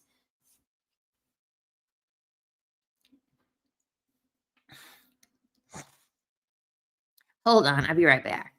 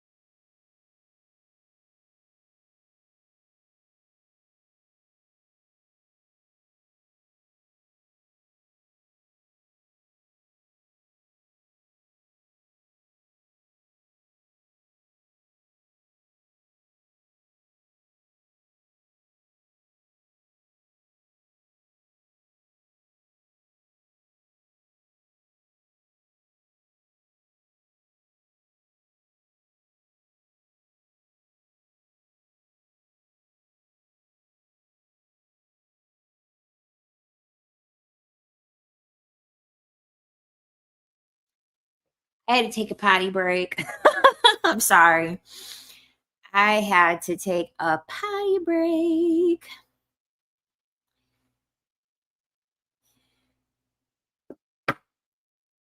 I'm still amazed by men who try to split a dinner date with me, like, sir, that's never happened to me. And if that did happen to me, oh my God, I would run off so fast. They cheat, they're tired of their submissive provider. Queen, how do you not overshare with coworkers? It's a bad habit of mine because I'd be tired of talking to myself. Maybe I need a therapist. Honestly, even I struggle with oversharing. But a thing that I like to do, I like to bring things to work that'll keep me busy. So it could be a book, it could be a coloring book, it could be an audio book. Bring something that's going to occupy your time. That way you don't have to engage with other people. That's what works with me. Especially if it's people that I like, I want to just keep talking and talking and like learn more about them. Because I'm already a very curious and probing person. And the way to kind of get more information out of other people is to kind of give up information about yourself, at least in regards to women, not with men. But I like to bring things that keep me busy.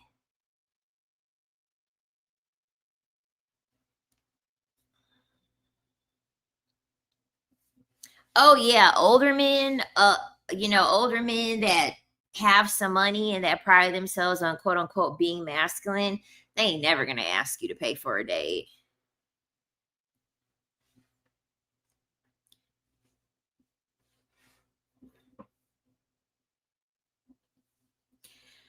I mean, I like AI. I talk to Chat GPT occasionally. I do.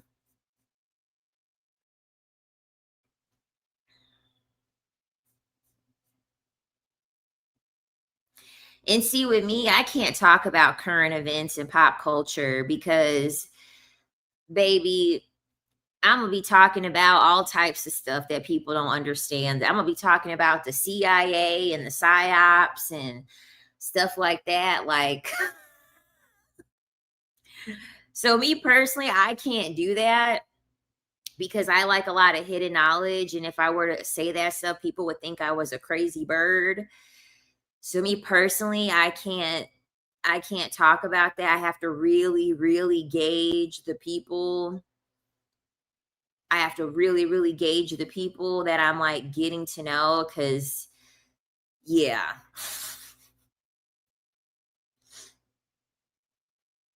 Like I've seen an interview. I think someone just caught her off guard, but it was Will Smith's daughter. And someone asked her, like, how old are you? Like, how old are you? And she gave some weird number. And then you could tell she was gonna like start going on this tangent because obviously, like, it was some hidden knowledge, obviously, that made her say that number. And she just said, forget it. Because she already knew about how that just wasn't going to land well because most people don't understand it. Like I'm sorry, I don't think most people are going to understand, like, oh yeah, they're not going to understand they're not going to understand the occult and esoteric stuff. Like, they're going to call me cray cray and be like, you sound nuts. And I work in healthcare. They may try to have me committed. They may try to have me wear them grippy socks. So I really got to make sure. I really got to make sure I don't say anything too crazy. They'll have me in a straight jacket with grippy socks in a second.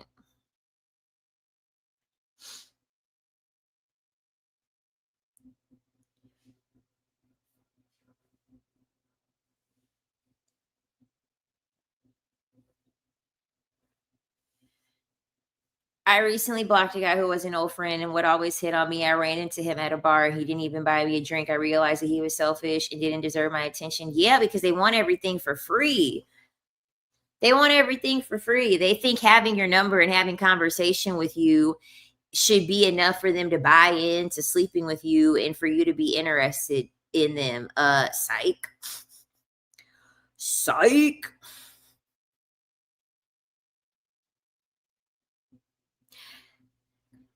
Because at the end of the day, they wouldn't be talking to you or having your number if they weren't attracted to you.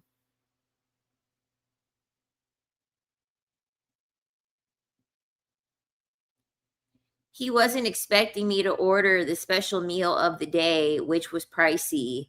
He hated me. Like, bitch, it's somebody's birthday. It's your fiance's birthday. Your expectation should be to make sure that she's happy. The fuck? That's the only expectation as a man you should have. You should be expecting to have your woman leave with a smile on her face, however much that costs. And you didn't look at the menu. You didn't look at the menu before we came here. Like, oh yeah, the most expensive thing is a tomahawk steak for $125. And he should be looking at, okay, we got because like normally when you go to those real nice like steakhouses or whatever, everything is like a la carte. So when they give you the sides, it's enough for like 2 or 3 people. So you're paying like $26 for macaroni, $20 for potatoes. You're paying a lot for these sides. So you already know that you're at least minimum, you're going to be paying like $200, $250. $250 for a meal for someone's birthday. That should be chump change. Exactly. Capital Grille, a meal for 2 people at the very minimum is going to be $200, $250.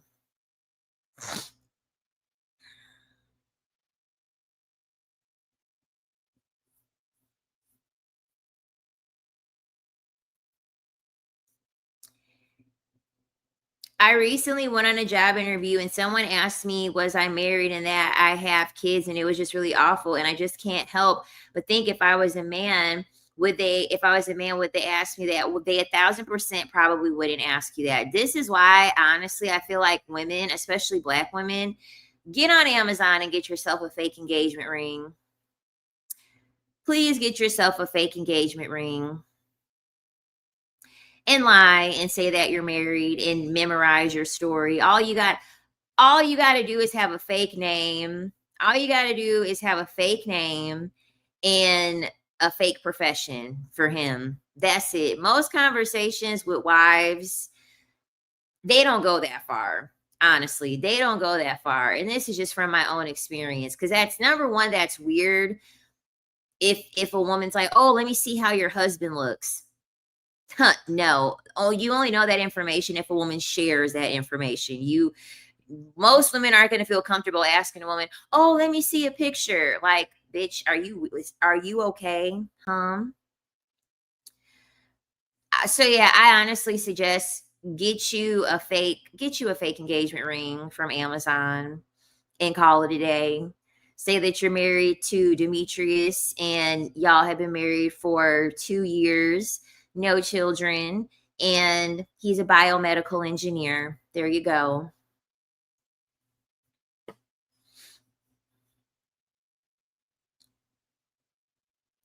My first engagement ring was from Amazon. Upgraded version was for Pandora. Girl, he upgraded you from Section 8 he upgraded you from Section 8 to just your regular private housing apartments.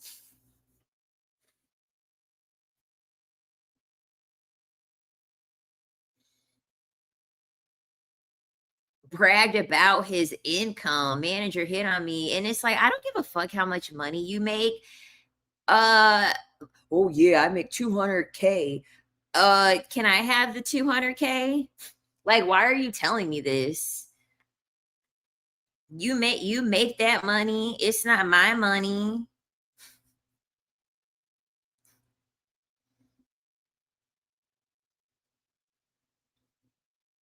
I'm just hollering at the Amazon to Pandora upgrade. And the thing about it is that men are so low down. He's going to tell the story. Listen to this. He's going to tell a story to other people. He's going to say, I updated my wife's ring. I updated my wife's ring. So when you hear a man say, I updated my wife's ring, you're thinking you updated a ring that you got from an actual jeweler, like an actual jeweler, not the Pandora store. When in reality, yeah, he upgraded your ring. He upgraded it from an Amazon. But let him tell it. Let him tell it. Oh yeah, I upgraded, and they'll throw it back in your face too. I upgraded your ring. Like, sir, the upgrade was what, a mere the upgrade was probably what, a mere $70. I mean, honestly, if we're being for real, the upgrade was a whopping $70. What are we talking about?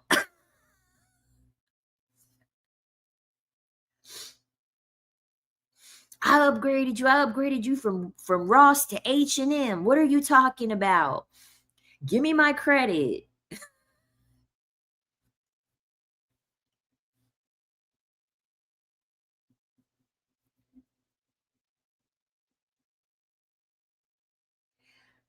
I bought myself a diamond ring from a jeweler a month ago and the diamond fell off. Oh no. Did you have insurance to get it repaired?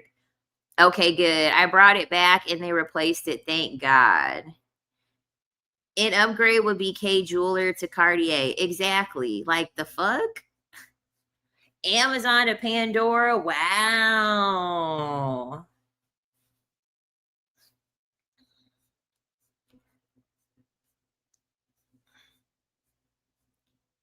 He did do all the cooking and chores naked for the last couple months, whether I asked him to or not, but I already didn't like him anymore.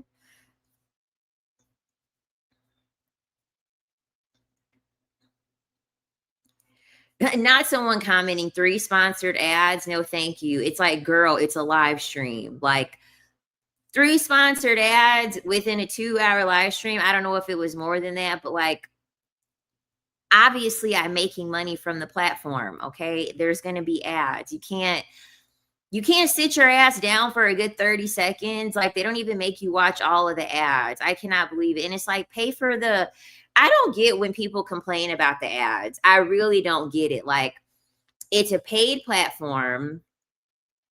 It's a paid platform. Like, obviously I want to be able to make money from uh being on here and giving knowledge because I'm obviously giving a lot of things of value. I don't understand that. Like, just pay for premium. You ain't never got to watch an ad in your life if you pay for premium. Okay. Even I pay for premium. All right.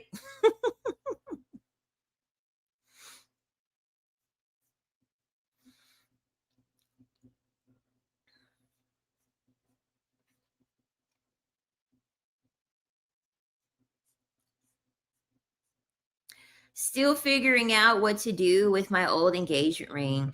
There's actually so many, like, I feel like there's so many videos that I've seen where people actually do find unique ways to like repurpose their engagement ring. I feel like you could just become so creative in how you do that.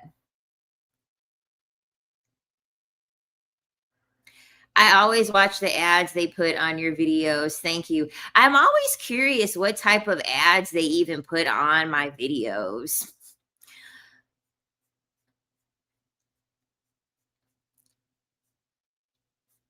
Like, I forgot one time I was talking about something and somebody was like, "Oh yeah, like they literally just put up an ad like based off of what it was that you were talking about."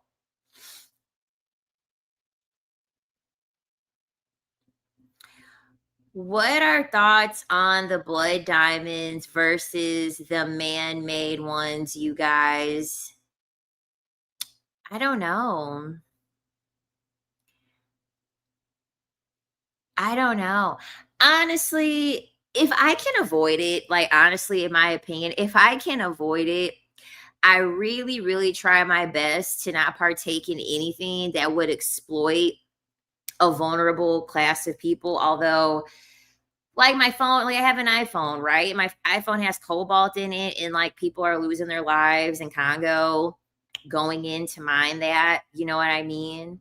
Um, but me personally, I mean, I would just get a man-made one if it were me, but lots of dog food, Purina ads. They're already setting this up. They're like, see, y'all finna, like Kevin Samuel said, get a dog, die alone.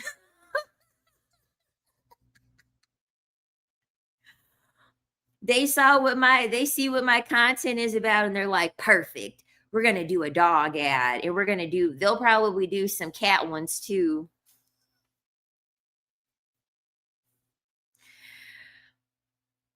They're like, yep. I'm pretty for sure that the production of iPhone, I don't I'm not 100% sure.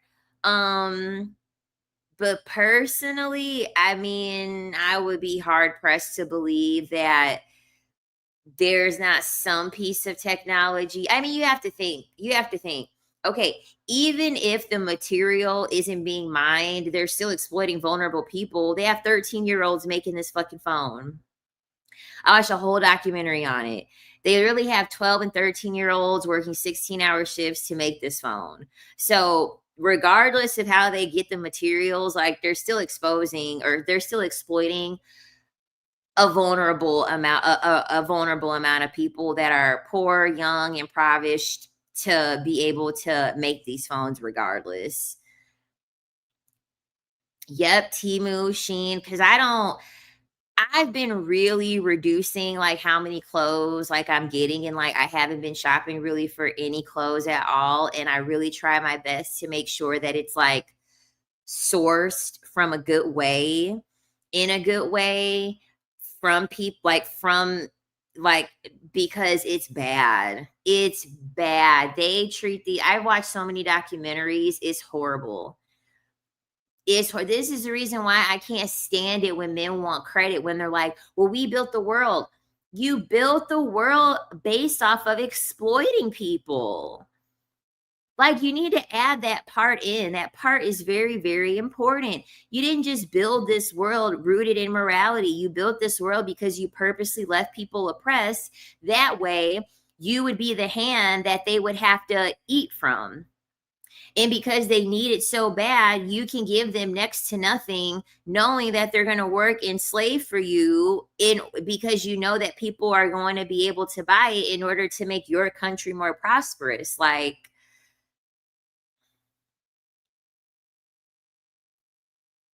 that just drives me absolutely insane when they sit here and say that, and it's like, say everything then. If you're going to say that, oh, men deserve credit because they built the world, well, let's also give them credit for exploiting children, exploiting the elderly, exploiting vulnerable people, people with disabilities, people that are homeless, children that are abandoned. Like let's give men credit for everything.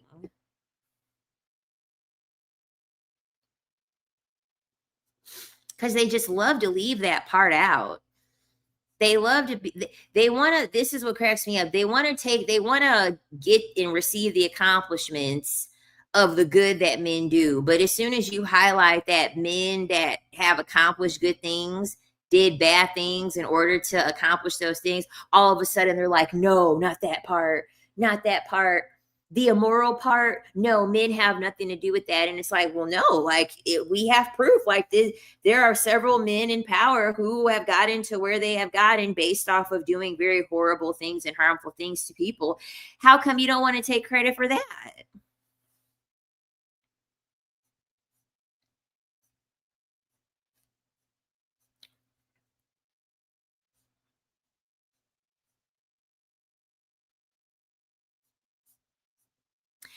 Yep, because thrifting has been something new that I've adopted. But you want to know what? I don't know how true it is. I have to look into Goodwill.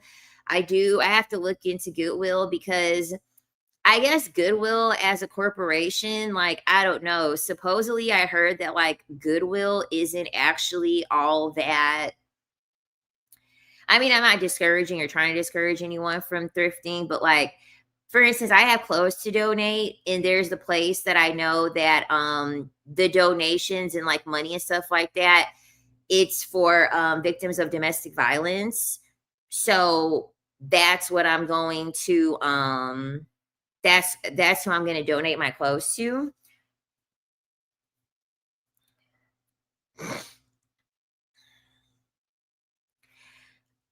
I read some statistic that the majority of people buying luxury are lower and middle class.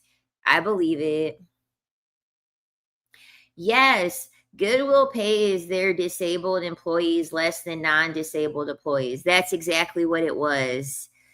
That's exactly what I was. I heard that they're like ableist.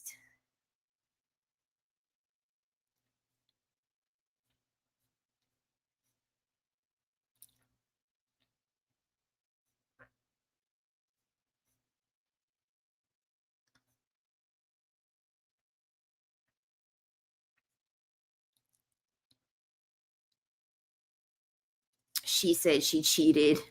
Each Goodwill is its own entity. Each organization is managed by a local CEO and a local volunteer board of directors. I find this a bit strange. I don't know. Like I said before, I actually would have to dig deep. Like, I'm definitely going to look to see if there's like a documentary or something, to see if any one thing I love about YouTube is nothing but journalism, and I love it because like we don't have journalists because the powers that be keep them because they don't want to get their findings out on the mainstream media. And so I'm so grateful that we have things like YouTube and TikTok that really do promote people, and we have an active form of journalism because like these documentaries that people do because of their own curiosity and they want to report their own findings, it's a beautiful thing. Like, I just watched a documentary a couple days ago. I did not know that Las Vegas had a whole underground tunnel where people lived underneath the strip. I had no idea. And like people have died living in these underground tunnels because they created that tunnel system. That way the water would have some place to go whenever there was heavy rainfall. And so that way the strip wouldn't get flooded. And oh my God, like I had no idea that that existed. No idea that people were living in an underground tunnel for their own survival. I had no idea.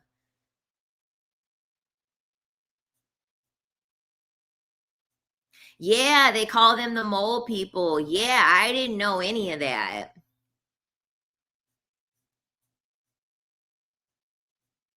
I had no idea that that even existed. So it's like I definitely am curious enough to want to investigate. Because the harsh reality is that even behind the things that are good, it's always something. I just kind of find like it's always something negative behind it, unfortunately. Like there's always some dark history. There's always some dark history. So,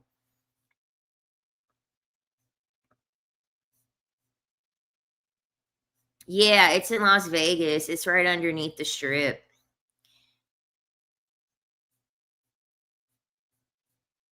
Right underneath the strip. And hold on, I'm gonna type in Goodwill documentary, see if anything comes up.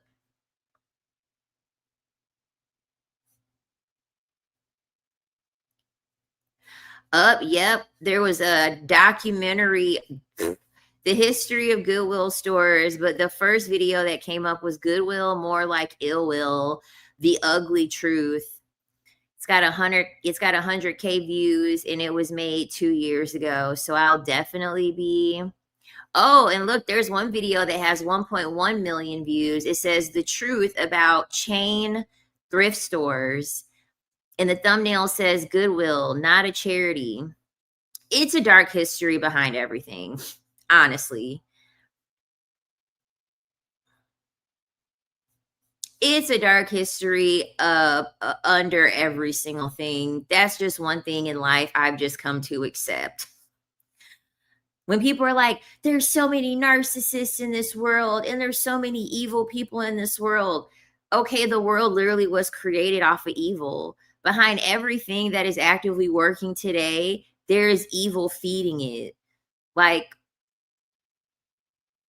and then you wonder why everyone's narcissists when it's even proven that one of the key personality markers in a successful person is them possessing narcissism because we reward narcissism.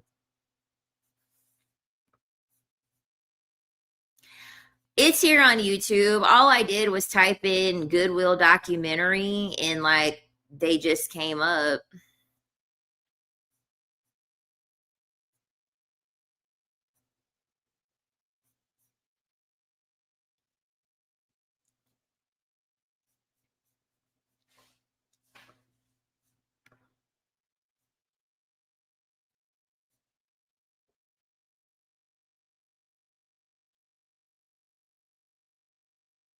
Mhm. Humans have to be taught good baseline as a collective. We are not kind and fair species. We're not. We're not. Like, people don't realize the amount of like grooming, programming, control that humans have to undergo for them to be civil how they are. Like, people really don't understand that humans are not good people, especially when they're in survival mode. Hell no. People are evil as hell. It's just we get the benefit of having money to help us with our survival. That way we don't constantly have to live in survival mode as like the last resort. I mean, unless we choose to, of course.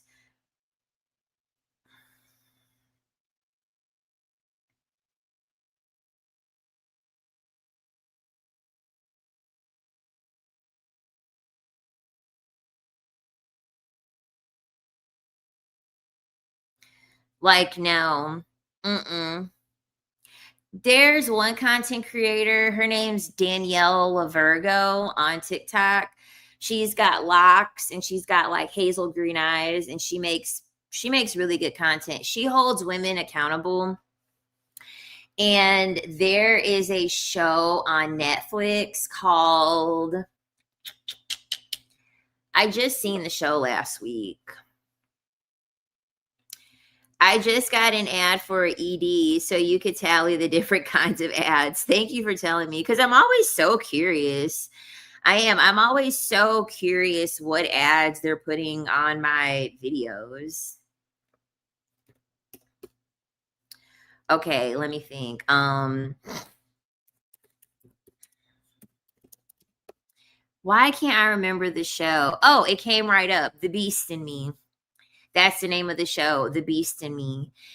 And she covered a key scene in the show because like one thing I really like that she says is that when women are dealing with men, men live in their shadow self, and whenever a man deals with a woman, like the woman is, a lot of women feel some type of way about men because women don't want to address their shadow self, because like that's a large part of why you deal with men like in a karmic way. It's essentially for you to be able to meet your shadow self. And like, I'm gonna spoil the show in case you ever want to watch it. It's called The Beast in Me, and it is a pretty good show.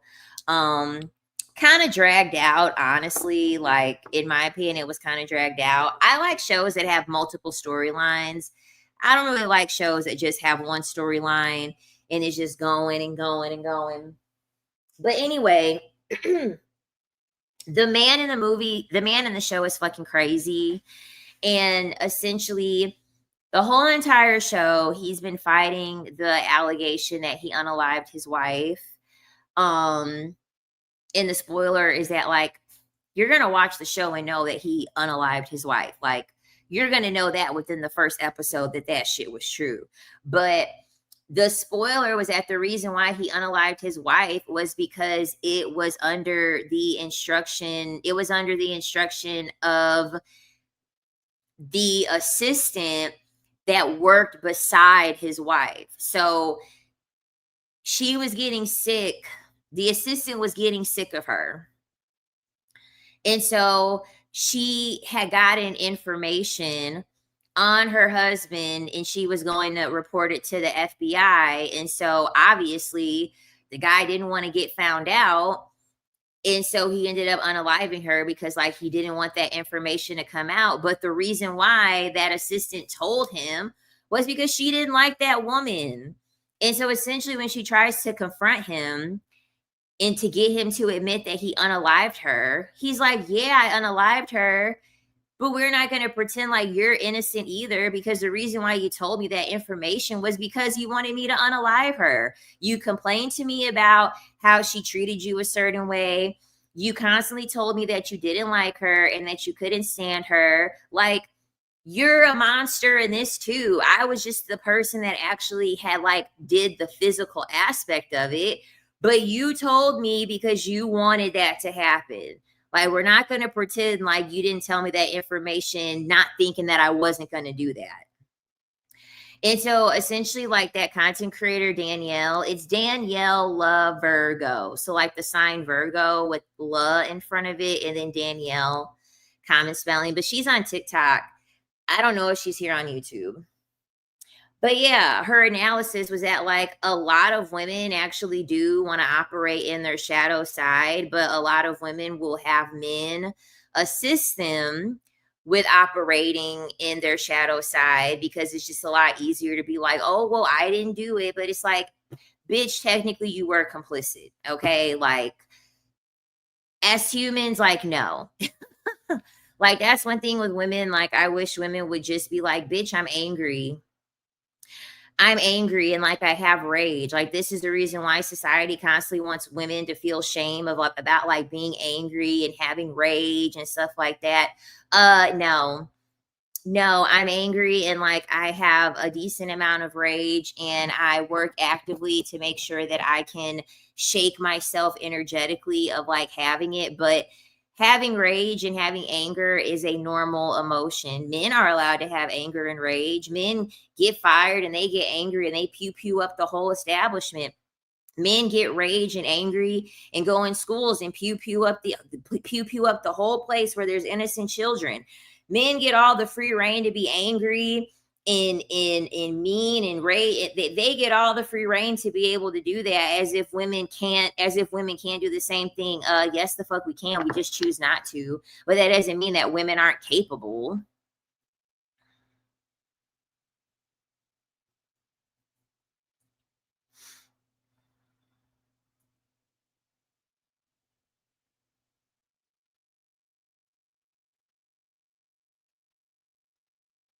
Oh, I agree. I agree. And the thing about it is that like that's what cracks me up so much, because like men are constantly saying like women need to get back in the kitchen. Women need to get back in the kitchen. Men don't even realize that like the mortality rate for men was way higher when women were in the kitchen. Like, they were poisoning these men. They don't even Men don't even have that in their brain for a second. Like, they've been spoiled for so long and coddled for so long, they can't even fathom or imagine the fact that like there are women out here and like they'll get so sick of you that like they will take your life.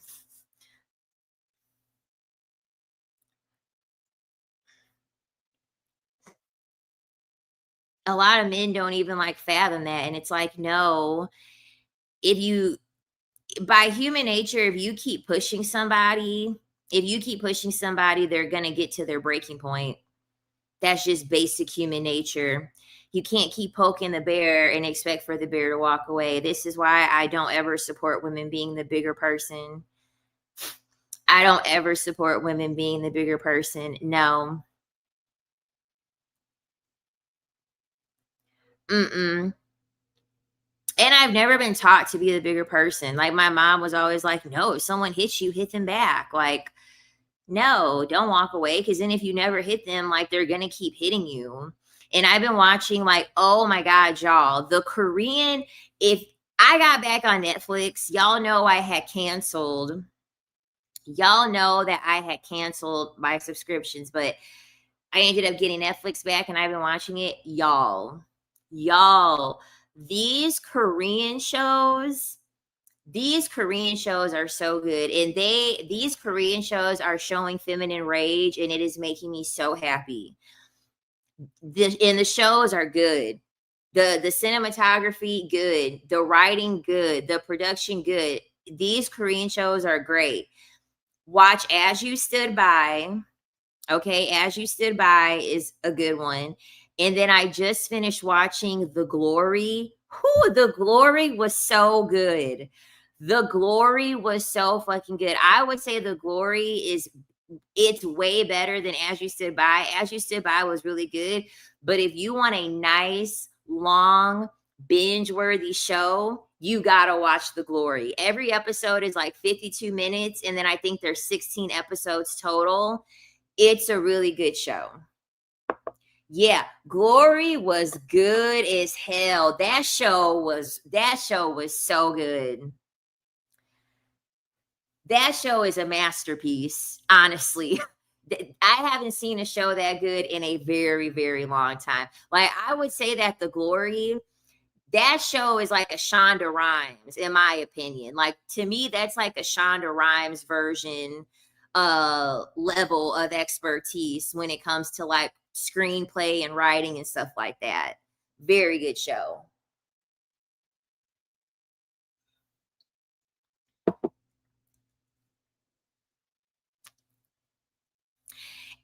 I love any show where women express their anger and they express their rage. I love it because we don't see it enough. We don't see it enough. We're always seeing women be the bigger person, and even if they rebel in the smallest, I mean smallest way, all the men are going to be like, oh my God, oh my God. And it's like, Baby on Netflix was good too. I got to check it out. Did you all hear the laws that they have on makeup? So, like, now they're not going to do any they're not going to do any regulation on like talc being in makeup. And they're not going to do any regulation on any stuff with like asbestos being in makeup. They're coming for everything. They are. They're coming for everything. And yeah, they want no fault divorce. This is why these women better get divorced ASAP. If you're married, you better leave these suckers before it's too late, before you can.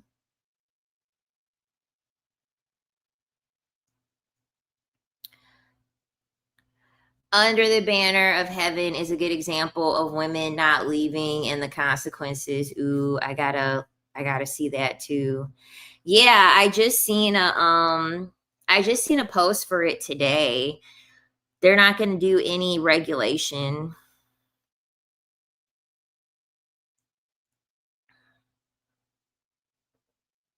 Oh, nice. I was there from 2014 to 2016 in Osaka. Nice. How was it?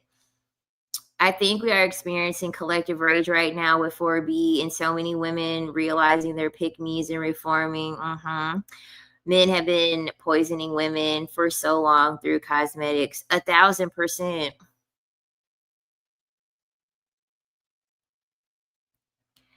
I've never done red light therapy. I've never seen the benefit in that, but what do I know? But y'all, I'm gonna get off of here. I'm gonna get off of here. Glad that I got to return and glad that I feel better that I could return. And I returned even sooner than I had expected to. So that makes me happy. Don't forget to like and subscribe. Okay. And I will see y'all next time.